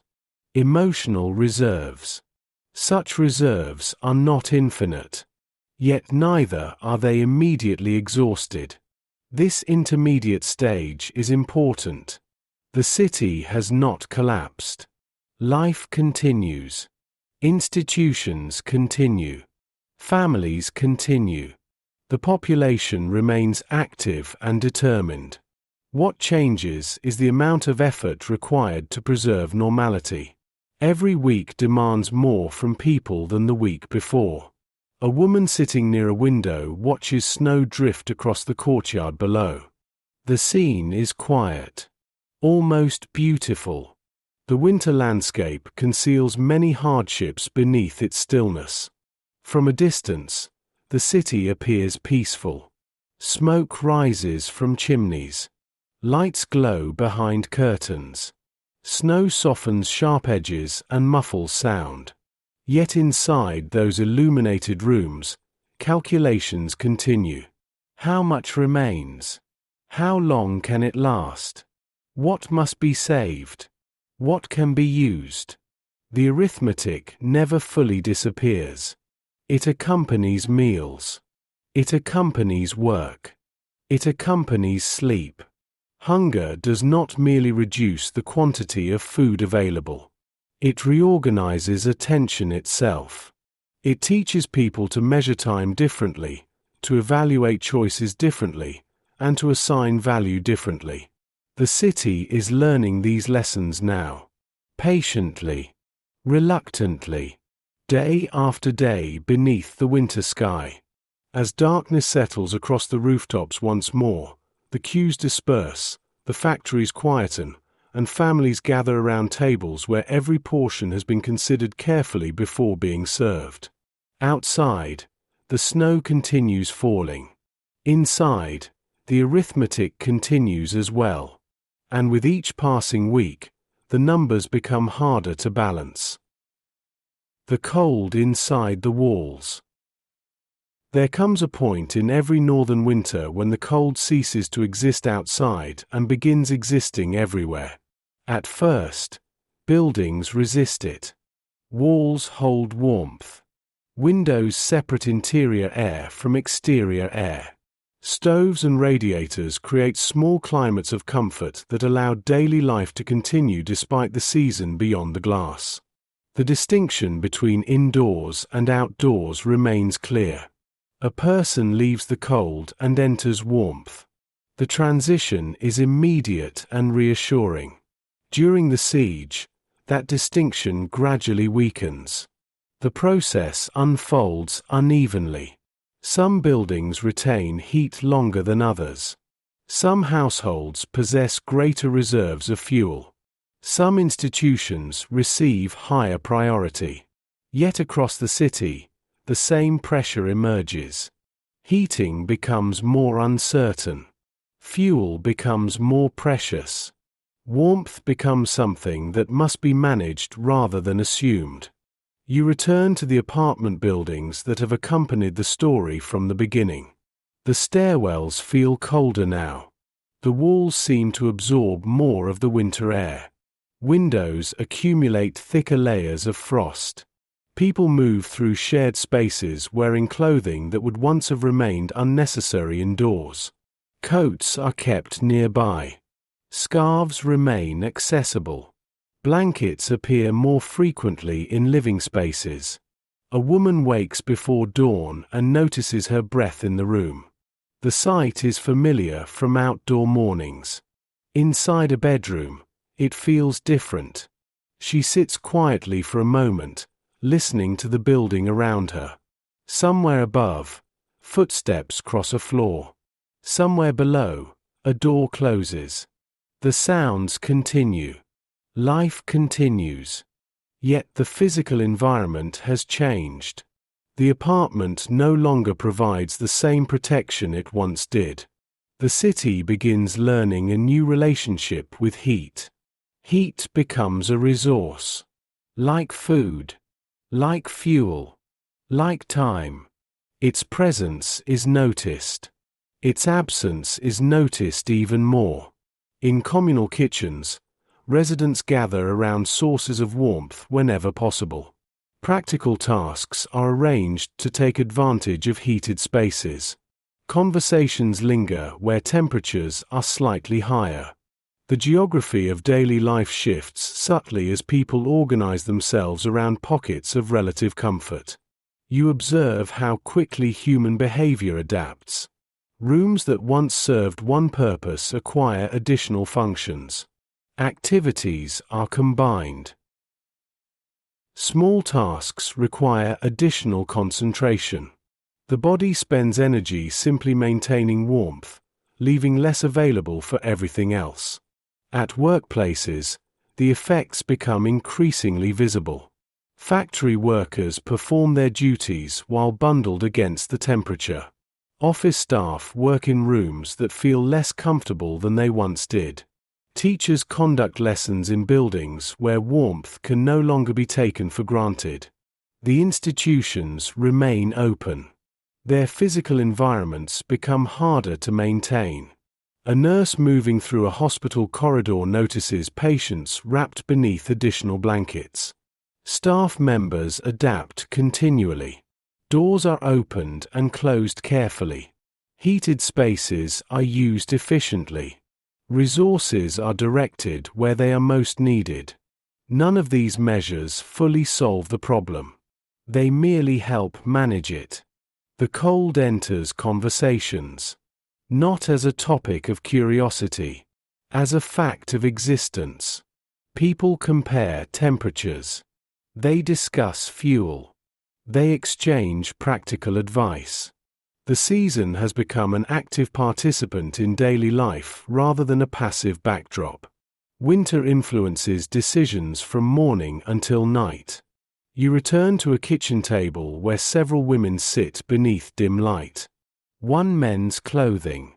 Another sorts household supplies. A third reviews notes regarding food distributions. Their tasks differ, yet all share a common purpose: maintaining continuity, preserving function, extending limited resources as far as possible. The room feels colder than it would have months earlier. Nobody comments on it. There is little point. The cold has become familiar. Familiarity does not make it easier. It merely makes it expected. As evening approaches, darkness gathers early beyond frost-covered windows. Lamps illuminate small sections of rooms while the rest fades into shadow. The city appears increasingly divided into islands of light surrounded by winter. Within those islands, people continue adapting. Extra layers of clothing, additional blankets, shorter journeys, more careful use of fuel. Each adjustment is modest. Together they reveal a population gradually reorganizing itself around a condition that cannot be ignored. The siege has not only reduced material abundance, it has changed the physical experience of home. Places once associated primarily with comfort now require endurance. Places once associated with routine now require management. The transformation remains incomplete, but it is advancing steadily. Outside, wind drives snow across nearly empty streets. Inside, residents gather close to whatever warmth remains available. And through every apartment, hospital, school, and workplace, the same realization spreads quietly from person to person. Winter is no longer something happening beyond the walls. It has entered them. As the cold settles more deeply into the city, it begins altering the meaning of ordinary objects. A blanket is no longer simply bedding. A coat is no longer simply clothing. A chair placed near a source of heat acquires greater value than one positioned across the room. The transformation is subtle, yet profound. Scarcity changes priorities not through ideology or persuasion, but through repeated experience. The body learns what matters. The body remembers what provides relief. Over time, entire routines reorganize themselves around these lessons. A woman carefully layers clothing before leaving her apartment. The process takes longer than it once did. Every garment serves a purpose. Warmth must be preserved during the walk ahead, but clothing must also remain practical enough for work. Such decisions seem minor when viewed individually. Repeated every day throughout the city, they become part of a larger pattern of adaptation. You follow her into the morning darkness. The streets are quieter now than they were in the opening chapters of the documentary. Not empty, merely subdued. Fewer people linger outdoors unnecessarily. Journeys have become purposeful. The city still moves, but much of its movement now follows the shortest possible route between necessity and shelter. Snow crunches beneath boots. Breath drifts into the air. Windows glow faintly in the darkness before sunrise. The city continues functioning, though it increasingly resembles a place conserving strength. At home, fuel occupies a growing portion of civilian attention. People discuss it with the same seriousness once reserved for larger concerns. How much remains? Where more might be obtained? How it should be used. The practical management of warmth has become inseparable from the practical management of survival. A woman sits beside a small source of heat and studies the room around her. The furniture remains familiar. The walls remain familiar. The photographs and personal possessions remain familiar. Yet the experience of inhabiting the space has changed. Comfort has become conditional. The apartment still offers shelter, but shelter now requires constant maintenance and negotiation. The city's women spend countless hours engaged in these negotiations. Not formal negotiations. Domestic ones. Which room should be used? Which tasks can wait? Which resources can be preserved? The questions emerge repeatedly because circumstances demand repeated answers. You begin noticing how the cold alters social behavior. People gather more closely together. Conversations occur within smaller physical spaces. Activities are concentrated around whatever warmth exists. The geography of community contracts. Not because relationships weaken, but because environmental conditions encourage proximity. At hospitals, staff members confront the same reality on a larger scale. Medical care continues. Patients continue arriving. Treatments continue being administered. Yet every procedure occurs within a system increasingly shaped by scarcity and cold. Administrators allocate resources carefully. Staff improvise where necessary. Institutions endure not because conditions are favorable, but because individuals refuse to abandon their responsibilities. Outside, winter remains relentless. The days are short. The nights are long. Clouds often conceal the sun entirely. The city moves through a season that seems determined to remove every unnecessary comfort. Under ordinary circumstances, winter would still be difficult. Under siege conditions, it becomes something else entirely.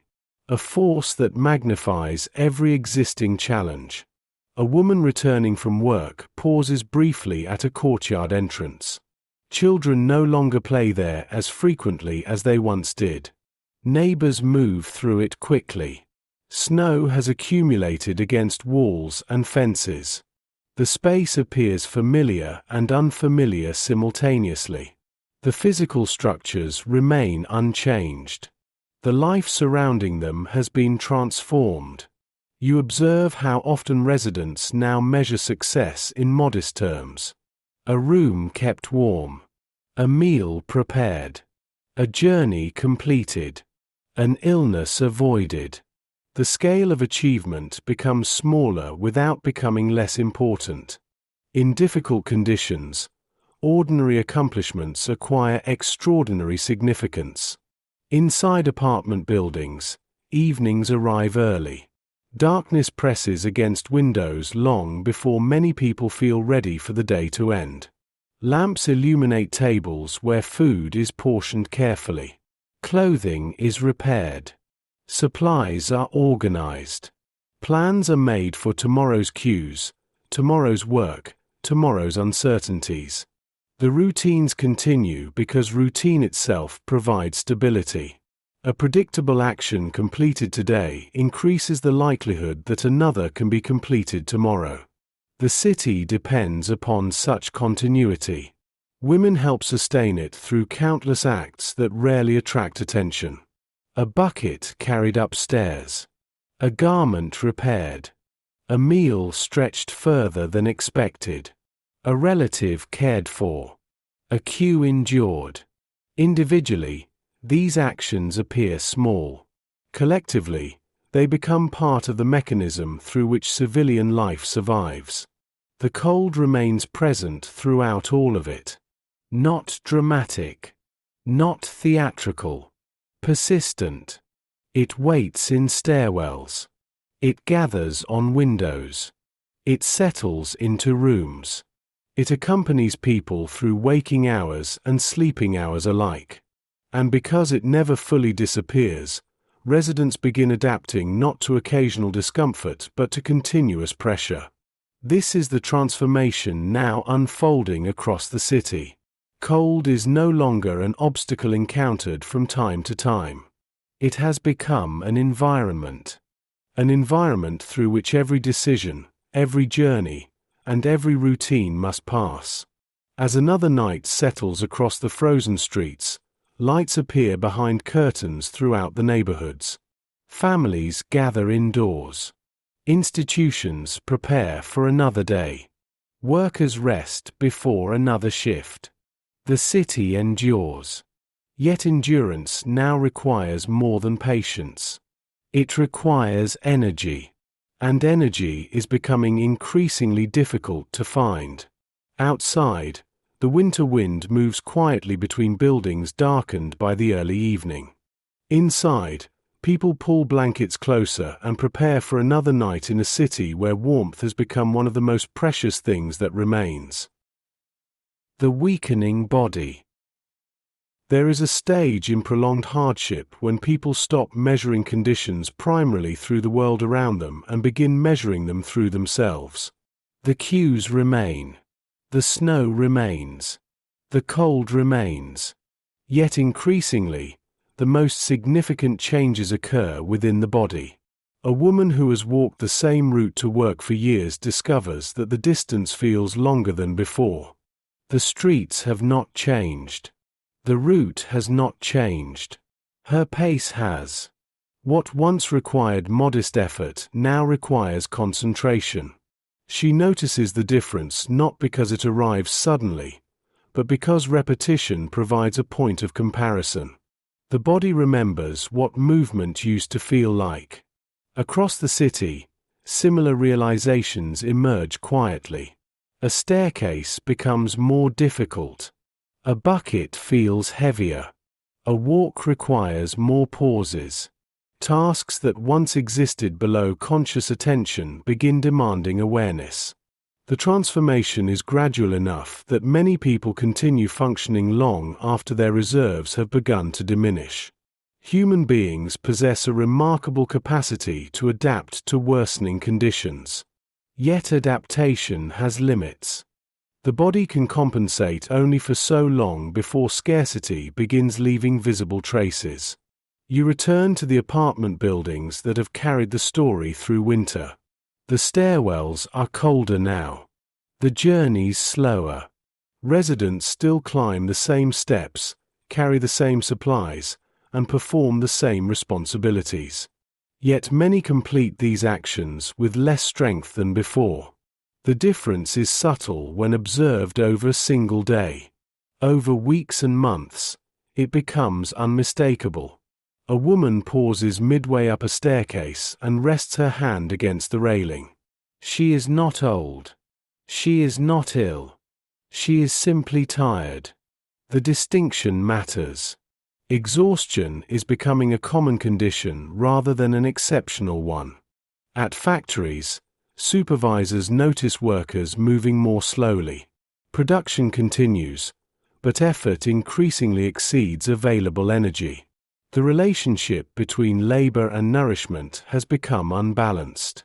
Bodies are being asked to perform tasks for which they receive insufficient fuel. The consequences emerge gradually, yet they emerge everywhere. Women carrying responsibilities both at work and at home often experience this pressure most intensely. A shift ends. A queue follows. Household duties remain. Family members require care. The demands accumulate while physical reserves diminish. You observe how determination continues functioning long after comfort has disappeared. People do not simply stop because conditions worsen. Most continue performing necessary tasks. They adapt. They prioritize. They endure. Yet endurance itself requires resources, and those resources are becoming increasingly scarce. At hospitals, medical staff encounter the physical consequences directly. Patients arrive weaker. Recovery takes longer. Illnesses that might once have been overcome quickly now linger. The human body possesses extraordinary resilience, but resilience depends upon nutrition, warmth, and rest. When all three become uncertain, vulnerability expands. A nurse walks through a ward where many patients remain wrapped beneath layers of blankets. She continues her work with practiced efficiency, though she herself is living within the same conditions affecting those around her. This reality distinguishes civilian hardship during the siege. Caregivers are not separate from the crisis. They inhabit it. The city's women continue occupying multiple roles simultaneously. Worker, mother, daughter, neighbor, caregiver. The responsibilities overlap continuously. Scarcity does not simplify life. It often complicates it. Every task requires additional effort. Every decision requires additional thought. Outside, winter maintains its pressure. The streets remain covered in snow compacted by countless footsteps. Smoke rises from chimneys where fuel remains available. The daylight arrives briefly and departs early. The environment itself seems designed to demand energy at the precise moment energy is becoming harder to obtain. You notice how people begin conserving movement. Journeys are combined whenever possible. Errands are organized carefully. Unnecessary travel is avoided. The body becomes something that must be managed. Strength becomes something that must be budgeted. A woman planning her day no longer thinks only about time. She thinks about effort. Which tasks are essential? Which can wait? Which route requires the least exertion? Such calculations emerge naturally when physical reserves become limited. Inside communal apartments, conversations sometimes pause unexpectedly. Not because there is nothing to say, because speaking itself can require energy that people prefer to conserve. The change is subtle. The city has not fallen silent. Yet the atmosphere contains a new heaviness. The fatigue affecting individual bodies gradually influences collective behavior. Movements become more deliberate. Voices become quieter. The pace of life continues slowing. You remain within these environments long enough to understand that weakness does not arrive as a dramatic collapse. More often, it arrives as reduction. A little less speed. A little less strength. A little less certainty that tomorrow's tasks can be completed as easily as today's. The process unfolds unevenly. Some retain greater reserves. Others struggle sooner. Yet the overall direction remains unmistakable. Hunger and cold are no longer merely conditions surrounding the population. They are becoming conditions within it. As evening approaches, workers make their way home through streets already darkening beneath heavy clouds. Snow drifts along curbs and building entrances. The city continues functioning because people continue moving through it. But the effort required for that movement is growing. And every day, the body must pay the cost. As the winter progresses, exhaustion becomes easier to recognize in others. Faces appear thinner. Movements become more deliberate. People pause more often while completing ordinary tasks. The changes are rarely discussed directly. There is little need. Most residents observe the same reality in themselves. What once seemed temporary now feels established. The city is no longer adapting to a brief hardship. It is living within a prolonged condition whose effects are reaching deeper into everyday existence. A woman stands in a queue before sunrise. Weeks earlier, she might have spent the waiting hours in conversation. Now she saves her energy. Around her, many others do the same.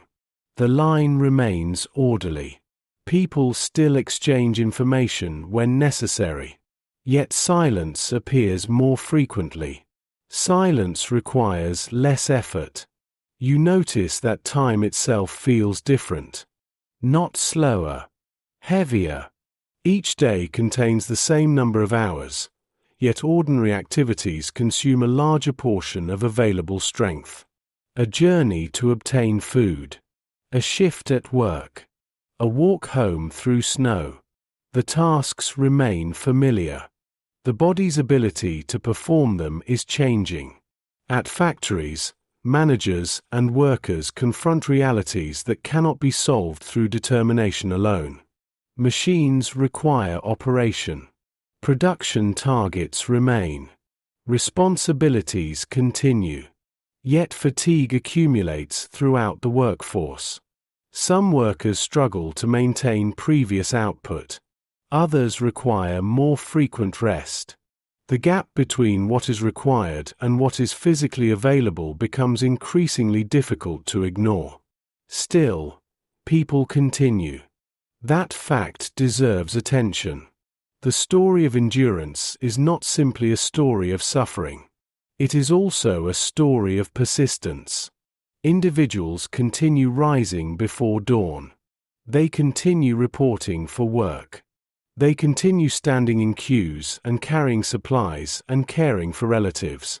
The continuation itself becomes remarkable because it occurs under circumstances that steadily erode the resources necessary to sustain it. A nurse finishes a long shift and begins the journey home. The streets are familiar. She has walked them countless times. Yet winter darkness and physical exhaustion alter perception. Distances feel longer. Hills feel steeper. The city itself seems larger than before, not because it has changed, but because moving through it demands more effort. You walk beside her through the evening. Street lamps cast pale circles of light onto the snow. The air is sharp. The city remains active, though much of that activity now feels subdued. People move with purpose. Few linger outdoors. Energy is directed toward necessity and little else. Inside homes, the weakening body influences every aspect of domestic life. Meals require preparation. Fuel requires management. Clothing requires maintenance. Yet tasks that once seemed routine now demand planning. A woman may postpone one responsibility in order to complete another. Not because she lacks discipline, but because strength itself has become a finite resource. This introduces a new form of scarcity. Not merely scarcity of food or fuel. Scarcity of capacity. There are only so many hours during which meaningful work can be performed before fatigue intervenes. The body begins imposing limits that circumstances refuse to acknowledge. At hospitals, medical personnel witness the consequences repeatedly. The line separating illness from exhaustion becomes harder to distinguish. Weakness influences recovery. Recovery influences survival. The body's reserves, built gradually over months and years, are being consumed by a winter that seems unwilling to end. Yet even here, life continues asserting itself. Patients exchange quiet conversations. Staff members assist one another. Families visit when possible. Human relationships persist despite the conditions surrounding them. The city remains a community, not merely a population. That distinction becomes increasingly important as material resources decline. You return to the communal apartments once more. The kitchens remain active. The corridors remain occupied. The sounds of daily life continue. A pot placed carefully on a stove. Footsteps overhead. The opening and closing of doors. These ordinary noises carry a reassuring quality. They suggest continuity. They suggest that despite everything, people remain present. The city still breathes through its residents. A woman sits at a table reviewing the next day's responsibilities. The list is not written down. It exists in memory. Food to obtain. Work to complete. Relatives to check upon. Clothing to repair. The tasks themselves are familiar. The energy required to complete them is not. She understands, as many now do, that tomorrow's success depends upon careful management of limited strength. Outside, winter continues without visible concern for human circumstances. Snow falls. Wind moves through the streets. Darkness arrives early. Nature follows its own rhythms while the city struggles to maintain its own. The siege has entered a phase in which hardship is no longer measured solely through shortages or cold. It is measured through the body itself, through the effort required to stand, to walk, to work, to continue. This transformation changes the emotional atmosphere of the city. Earlier chapters were defined by uncertainty, then by scarcity, then by cold. Now exhaustion begins binding those experiences together into a single condition. Hunger weakens the body. Cold demands additional energy. Daily responsibilities continue regardless. The pressures overlap and reinforce one another. And yet people remain. They continue crossing bridges. They continue opening shops. They continue teaching lessons. They continue caring for family members. They continue waiting in queues beneath the winter sky. As night settles across the city once more, lights appear behind curtains throughout neighborhoods that have endured months of growing hardship. Inside those rooms, people prepare for sleep with bodies more tired than they once imagined possible. Morning will come again. The queues will form again. The work will continue again. And somehow, despite diminishing reserves, much of the city will rise to meet another day. Keeping the city alive. There is a tendency, when looking back at prolonged hardship, to imagine that survival depends entirely upon endurance. Endurance matters. But endurance alone cannot sustain a city.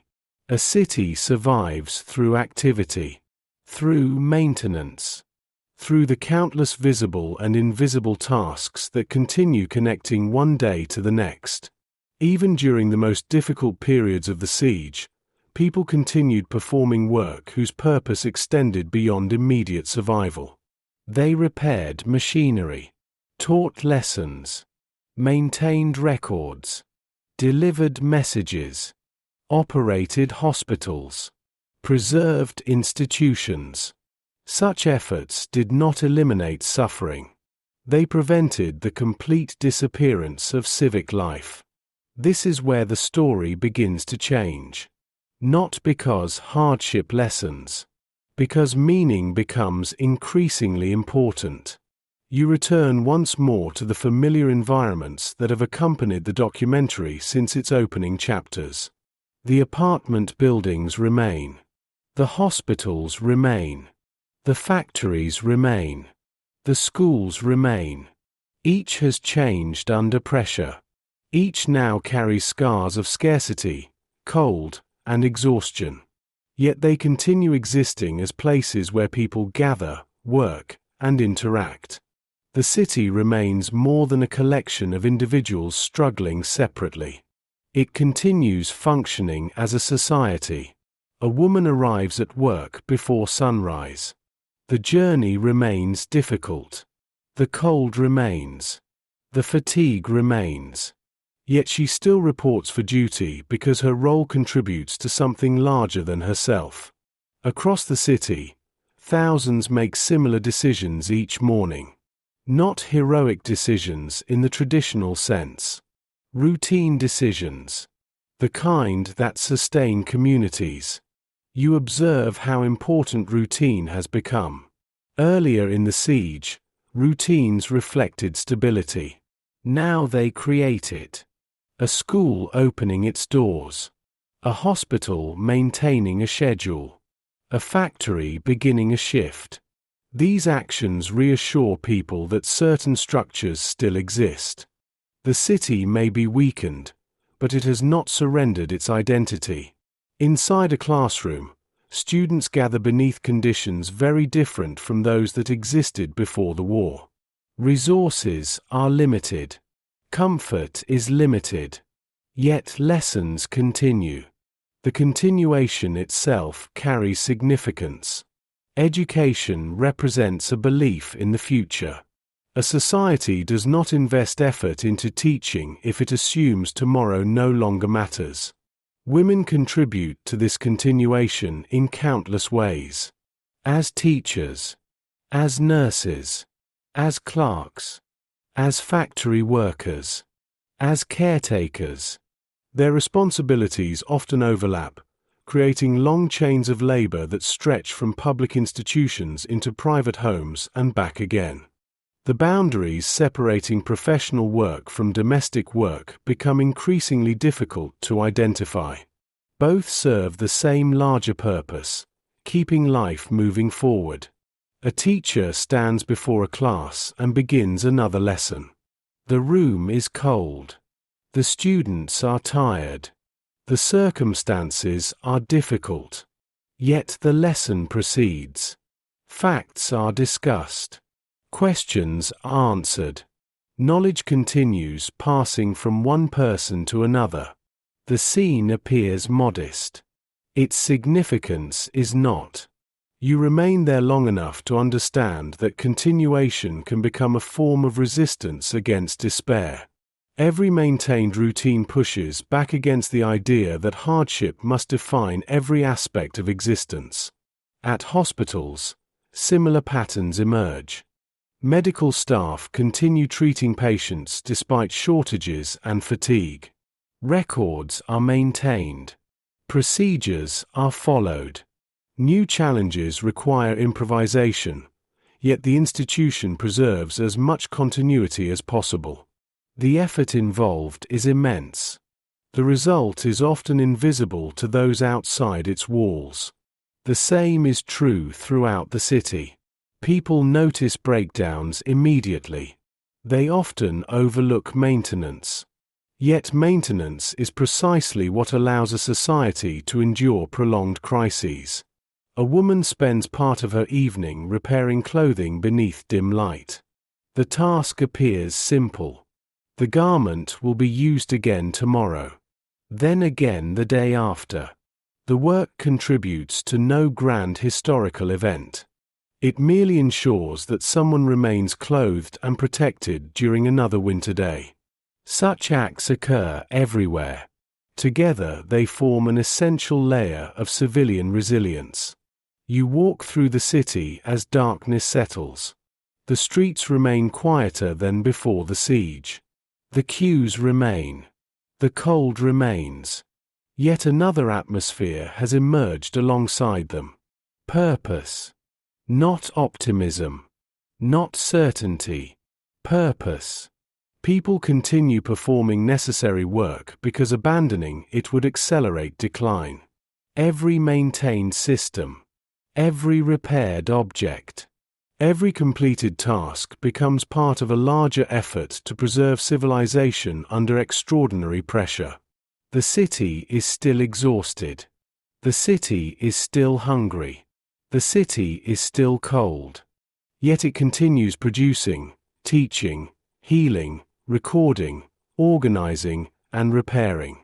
This persistence introduces a new condition into the documentary. Earlier chapters focused on what the siege removed. Now attention begins shifting toward what residents continue preserving despite those losses. Outside, snow drifts across streets illuminated by scattered lamps. Inside buildings throughout the city, women sit at desks, workstations, hospital wards, classroom tables, and kitchen counters. Their environments differ. Their responsibilities differ. Their challenges differ. Yet they are connected by a common reality. The city survives not only because people endure hardship. It survives because they continue building tomorrow inside hardship. And tomorrow, however uncertain, still arrives. By this stage of the siege, survival has become intertwined with continuity. The distinction is important. A person may survive for a time through instinct, endurance, and improvisation. A city requires something more. It requires systems. It requires memory. It requires individuals willing to continue performing tasks whose results may not be visible immediately. The preservation of civic life depends upon thousands of decisions that appear ordinary when viewed separately and extraordinary when viewed together. You return to the same institutions visited throughout the documentary. The school, the hospital, the factory, the apartment building. Months have passed. Conditions have deteriorated. Yet each environment remains active. The activity itself has changed. Resources are fewer. Movements are slower. Expectations are smaller. Still, the essential functions continue. A clerk arrives at an office and begins organizing records. Paperwork still matters. Schedules still matter. Inventories still matter. The administrative framework of the city continues operating because someone must keep track of what remains, what is needed, and where limited resources should go. Bureaucracy often appears unremarkable during normal times. During crisis, it becomes one of the mechanisms through which order survives. Women occupy many of these roles. They maintain records, coordinate services, transmit information, manage supplies. The work rarely attracts attention, yet it helps connect institutions that might otherwise drift apart under pressure. You observe how much effort is now required to preserve even modest forms of normality. A lesson taught, a patient treated, a report completed, a garment repaired, a meal prepared. The accomplishments appear small because they are familiar. Their familiarity conceals the difficulty involved in achieving them under present conditions. At a hospital, a nurse pauses briefly between responsibilities.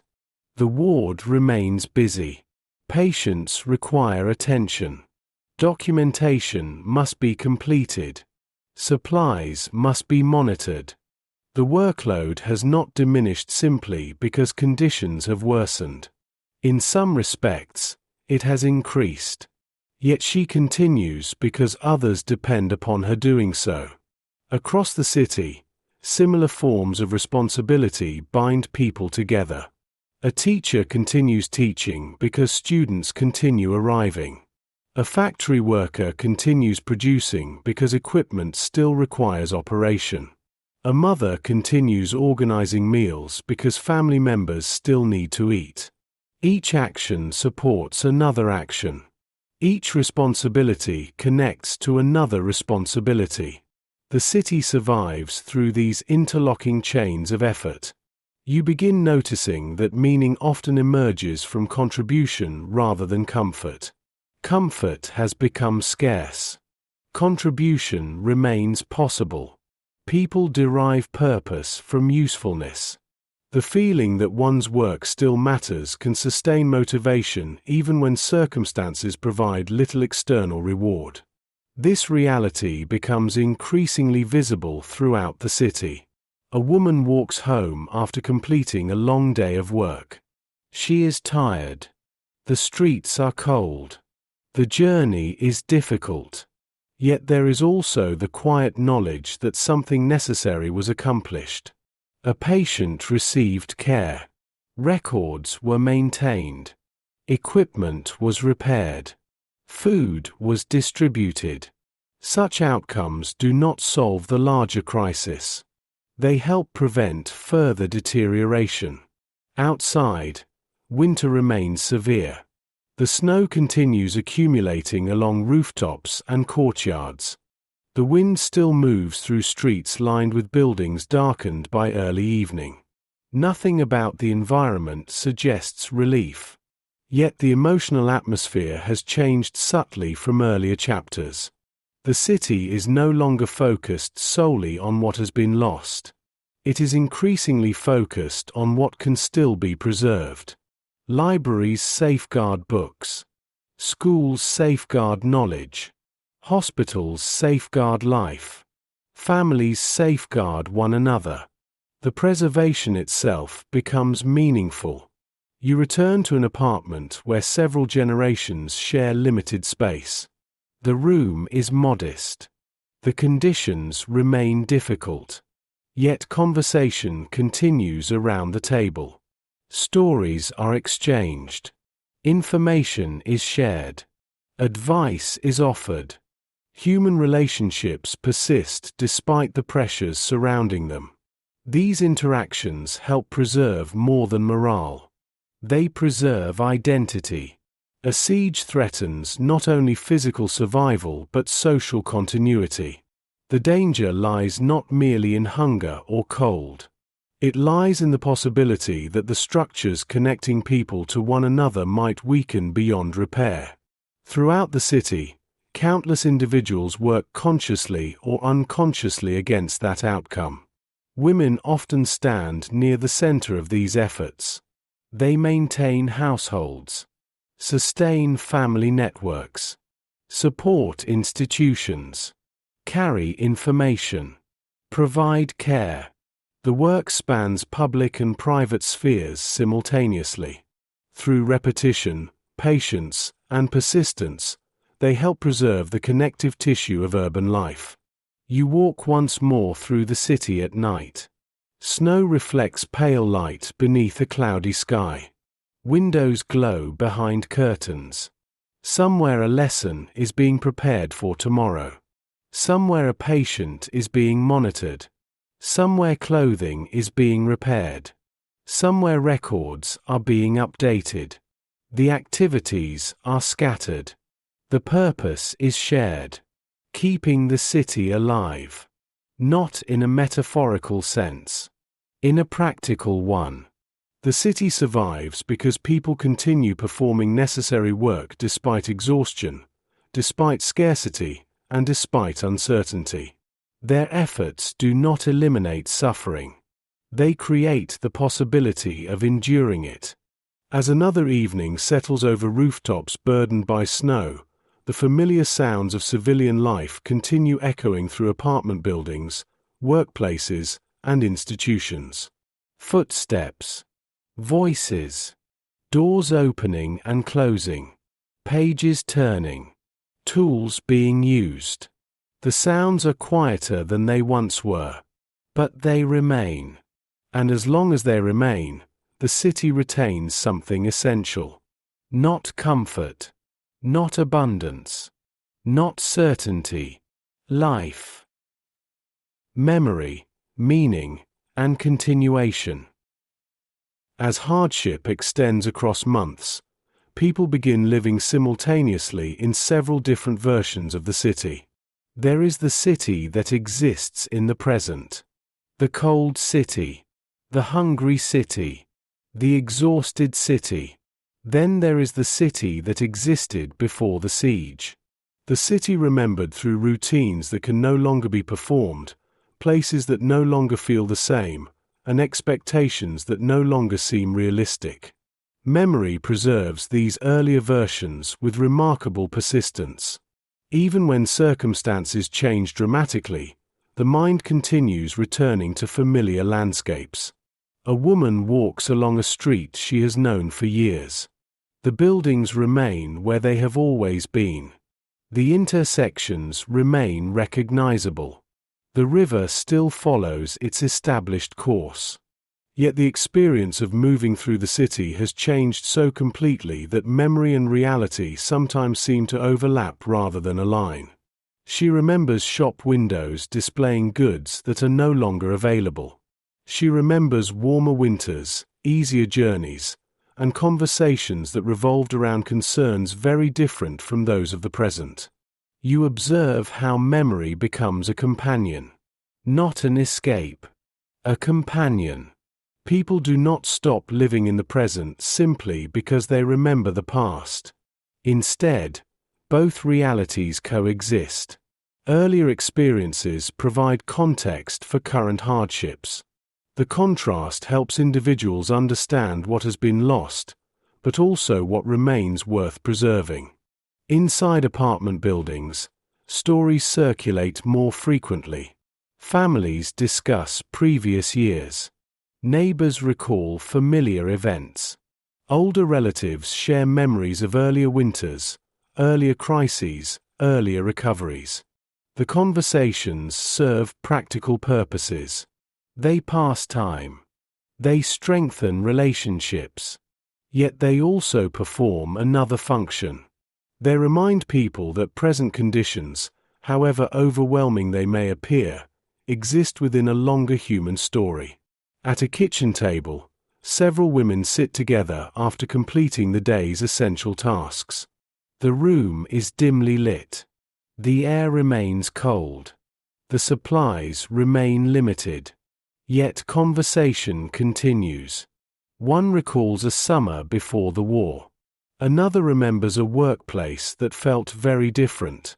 Someone else describes a family gathering from years earlier. The memories vary in detail and significance, yet all point toward the same reality. Life existed before the siege. Therefore, it may exist after it as well. You remain within these moments long enough to notice that memory provides something scarcity cannot. Perspective. The siege has compressed attention toward immediate necessities for many months. Food, fuel, warmth, survival. These concerns remain unavoidable. Yet memory occasionally widens the horizon, reminding people that human existence contains more than the conditions of the present moment. At schools, teachers continue transmitting knowledge despite difficult circumstances. The lessons themselves matter. The act of teaching matters as well. Education represents continuity across time. Knowledge received from previous generations continues moving forward into future generations. The process links past, present, and future even when daily life feels dominated by immediate concerns. Women working within these institutions often become custodians of continuity. They preserve records, maintain routines, pass along information, care for family histories. Their labor helps prevent the crisis from consuming every aspect of collective memory. You notice a similar pattern at hospitals. Medical staff continue documenting patients. Administrators continue maintaining records. Details are preserved despite the surrounding chaos. Documentation may appear secondary during periods of extreme hardship. In reality, it often becomes more important. Records help societies remember what occurred. Memory requires evidence. Outside, winter still dominates the landscape. Snow covers streets and courtyards. The sky remains pale and distant. The city continues carrying visible signs of prolonged struggle. Yet within homes and institutions, another process unfolds quietly. People continue preserving stories, habits, and knowledge that belong to a wider world than the siege itself. A woman opens a drawer containing letters. Some were written months earlier, others years before. The paper is worn from repeated handling. The messages contain descriptions of ordinary life, plans for the future, and observations that once seemed unremarkable. Reading them now creates a bridge between different versions of existence. The person who received the letter remains the same. The world surrounding her has changed. You begin to understand that continuation depends upon more than physical survival. A city can preserve buildings. It can preserve institutions. It must also preserve meaning. Meaning resides in memory, relationships, traditions, and shared understanding. These elements cannot eliminate hunger or cold. They help people endure them. As evening approaches, lights appear behind windows throughout the city. The scenes are familiar now. Families gathered together. Workers returning home. Meals prepared carefully. Conversations unfolding beneath dim lamps. The routines remain altered by hardship, yet they continue carrying traces of earlier lives. Memory accompanies them everywhere. Outside, snow falls softly across rooftops and frozen streets. Inside, stories continue moving from one person to another. And in those stories, the city begins preserving itself for a future that many still hope to see. As the siege continues, memory begins sharing space with something else. Expectation. Not the confident expectation that existed before the city's isolation. Something quieter, more cautious. The possibility that conditions, however severe, may not remain unchanged forever. Human beings possess a remarkable ability to imagine futures even when evidence remains limited. The imagination does not eliminate hardship. It helps place hardship within a broader frame. Without some conception of tomorrow, the burdens of today become far heavier to carry. A woman stands beside a frost-covered window and looks across a courtyard she has seen in every season. The courtyard appears different now. Snow covers familiar pathways. The buildings surrounding it bear visible signs of prolonged strain. The people crossing it move more slowly than before. Yet she continues imagining what the space might look like in spring. Not because spring will solve every problem, because imagining it remains possible. You observe this tendency throughout the city. People discuss practical futures, future repairs, future reunions, future meals, future journeys. The scale of these hopes often becomes modest, yet their significance remains substantial. Hope does not always appear as grand ambition. Sometimes it appears as the expectation that ordinary life may eventually become ordinary again. At schools, lessons continue pointing forward. Students learn facts whose usefulness extends beyond the immediate crisis. Teachers prepare materials for weeks and months not yet arrived. Such actions contain an implicit belief that the future deserves preparation. The belief itself matters. Women working within educational institutions help sustain this orientation toward continuity. They preserve schedules, maintain lessons, protect routines. The work serves present needs while also acknowledging future possibilities. You return to the apartment kitchens that have accompanied the documentary since its earliest chapters. The atmosphere has changed repeatedly over the course of the siege. First uncertainty, then scarcity, then exhaustion. Now another quality emerges alongside them: persistence with purpose. The distinction is subtle. People are no longer merely reacting to conditions. They are actively preserving pieces of a future they hope to reach. A woman carefully stores a family photograph. Another continues recording notes in a household notebook. Someone repairs an item that could easily have been abandoned. The actions appear small, yet each contains an assumption that tomorrow remains important. Memory and expectation begin working together. Memory preserves what existed before. Expectation protects the possibility of what may come after. Between them stands the present, demanding constant effort. At hospitals, the same dynamic appears. Staff members continue documenting treatments. Administrators continue maintaining records.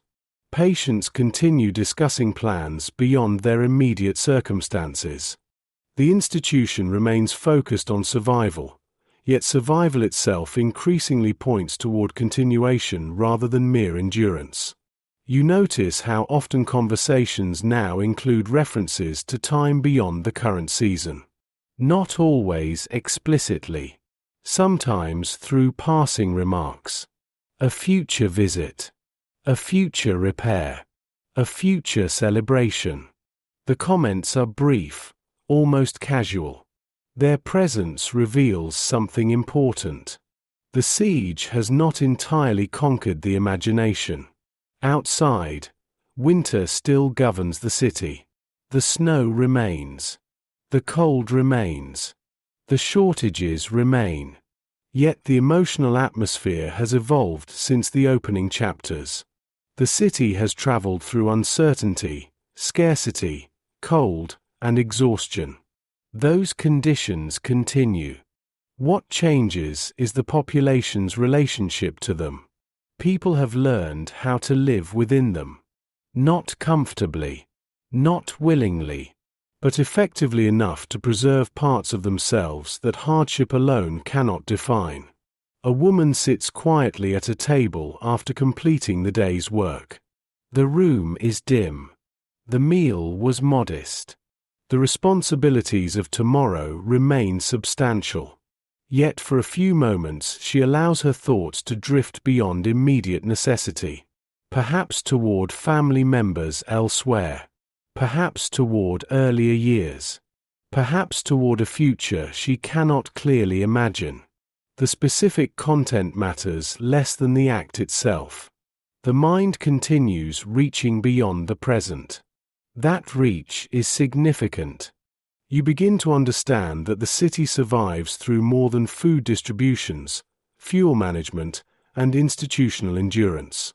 It survives through imagination, through memory, through relationships, through the quiet refusal to reduce human existence entirely to hardship. The women whose lives have guided this documentary embody that refusal repeatedly.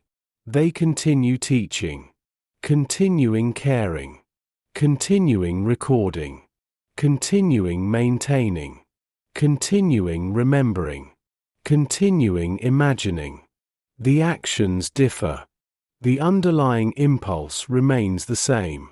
Preservation, not only of life, of meaning.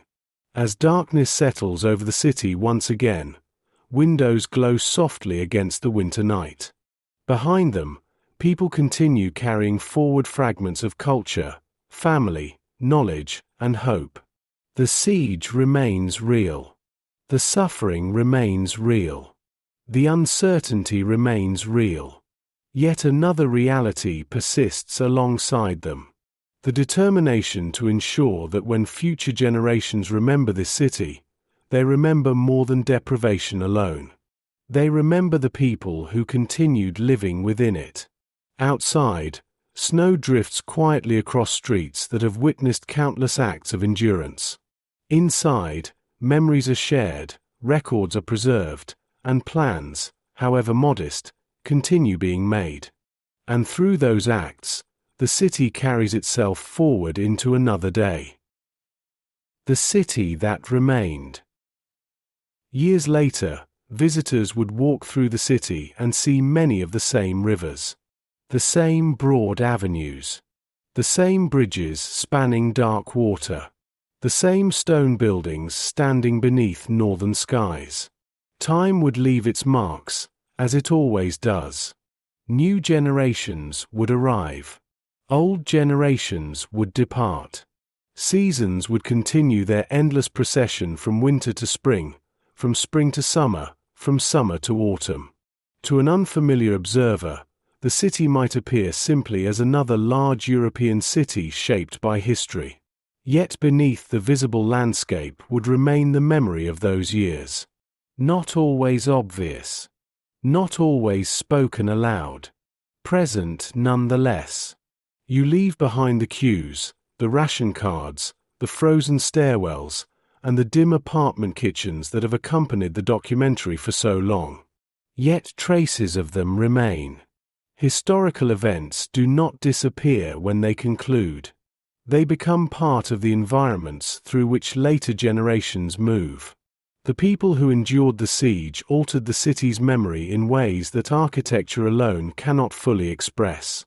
A woman who survived those winters might later walk through a market filled once again with food.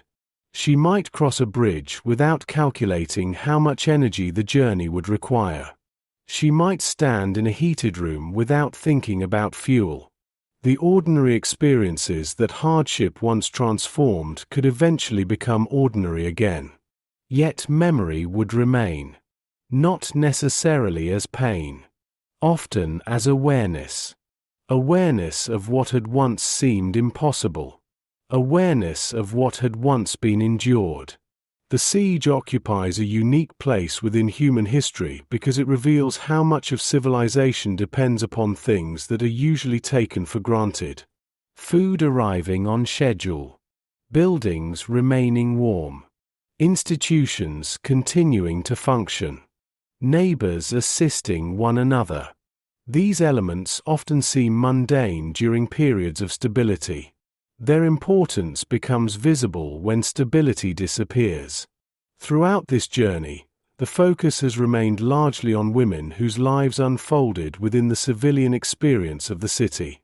Teachers, nurses, workers, mothers, daughters, neighbors. Their names often remain absent from major historical accounts. Yet history itself rests upon the accumulation of countless lives that never appear prominently within official narratives. The city survived not only because armies fought beyond its boundaries. It survived because ordinary people continued performing extraordinary amounts of necessary work. You return one final time to the environments that defined the siege. A kitchen table. A hospital ward. A classroom. A queue stretching through falling snow. The images now appear differently than they did at the beginning. Earlier they represented uncertainty. Later they represented scarcity. Then exhaustion. Now they reveal continuity. The same environments endured changing pressures while remaining recognizable. The people within them changed as well.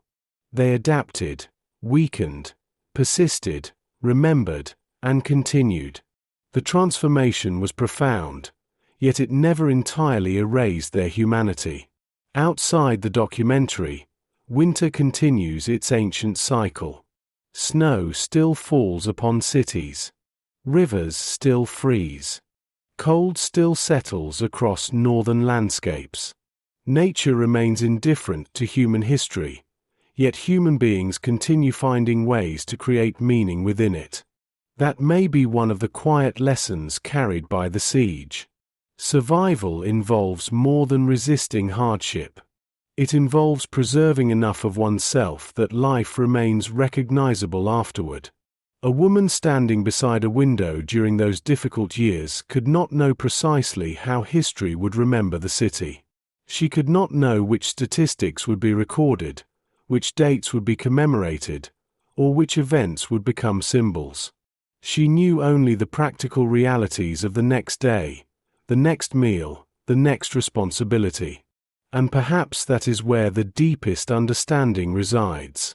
History often looks backward from outcomes.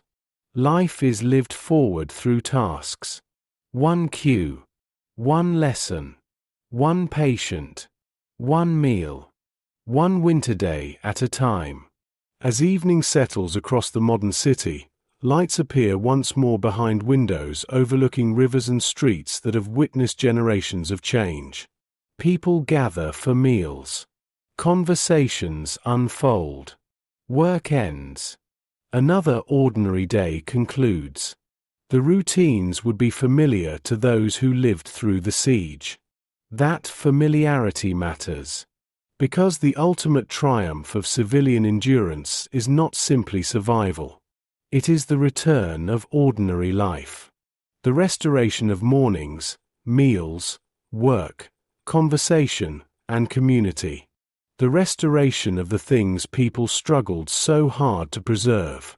Outside, the river continues moving beneath the night sky. The water carries reflections of lights that shimmer briefly before dissolving into darkness. And the city remains. If you walk beside a river long enough, you eventually notice that water possesses a quiet form of memory. Not memory in the human sense. The river does not remember names. It does not remember winters, wars, or the countless lives that passed along its banks. Yet it continues moving through the same landscape, connecting different generations through the simple act of persistence. The water seen today is not the water seen yesterday, and yet the river remains recognizably itself. Cities are often much the same. Buildings change. Populations change. Governments change. The people who once filled streets and apartments gradually pass into history. Yet something endures. A character. A memory. A continuity that survives individual lives. Throughout this documentary, you have spent time among women whose experiences unfolded largely beyond the attention of military history. They stood in queues, managed households, worked in hospitals and schools, recorded information, preserved routines, endured cold, hunger, fatigue, and uncertainty. Most never expected to become symbols of anything. They were simply attempting to live through another day. And perhaps that is precisely why their story matters. The great events of history often appear overwhelming because of their scale. Maps expand. Armies move. Governments issue commands. Statistics grow beyond comprehension. Within such vast narratives, it becomes easy to forget that every historical event is ultimately experienced by individuals moving through ordinary environments. A kitchen. A stairwell. A classroom. A workplace. A window overlooking a snow-covered courtyard. These places rarely dominate textbooks, yet they are where history is actually lived. You think back to the beginning of the journey. The city before the siege. The confidence of familiar routines. The assumption that tomorrow would resemble yesterday. Then came the narrowing horizon, the queues, the ration cards, the cold within the walls, the exhaustion settling into the body. The city changed repeatedly. Yet something persisted through every transformation. People continued caring for one another. People continued preserving meaning. People continued imagining a future beyond immediate hardship. The continuity did not eliminate suffering. It prevented suffering from becoming the only reality. Outside the windows of the modern city, seasons continue arriving and departing without concern for human affairs. Snow falls. Ice forms. Spring returns.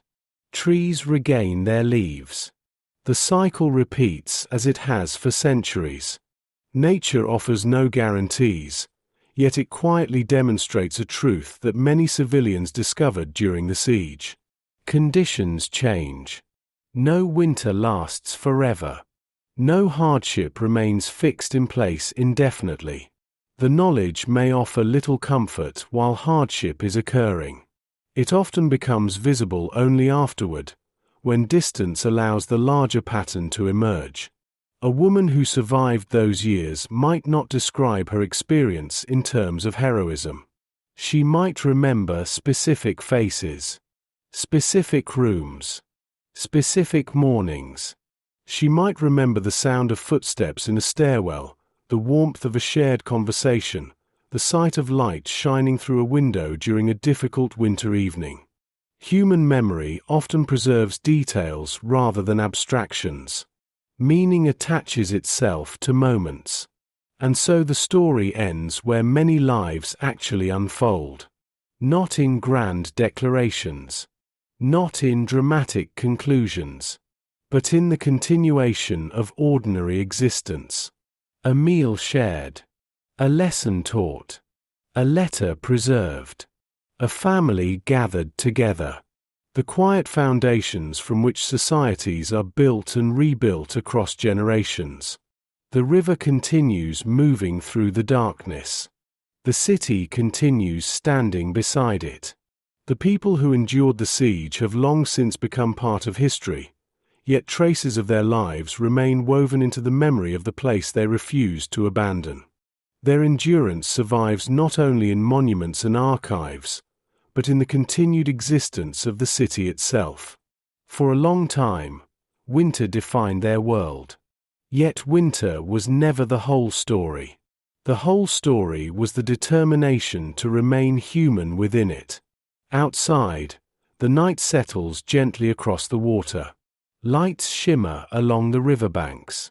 The wind moves softly between buildings old enough to remember many different eras. And somewhere beyond the darkness, another dawn is already preparing to arrive.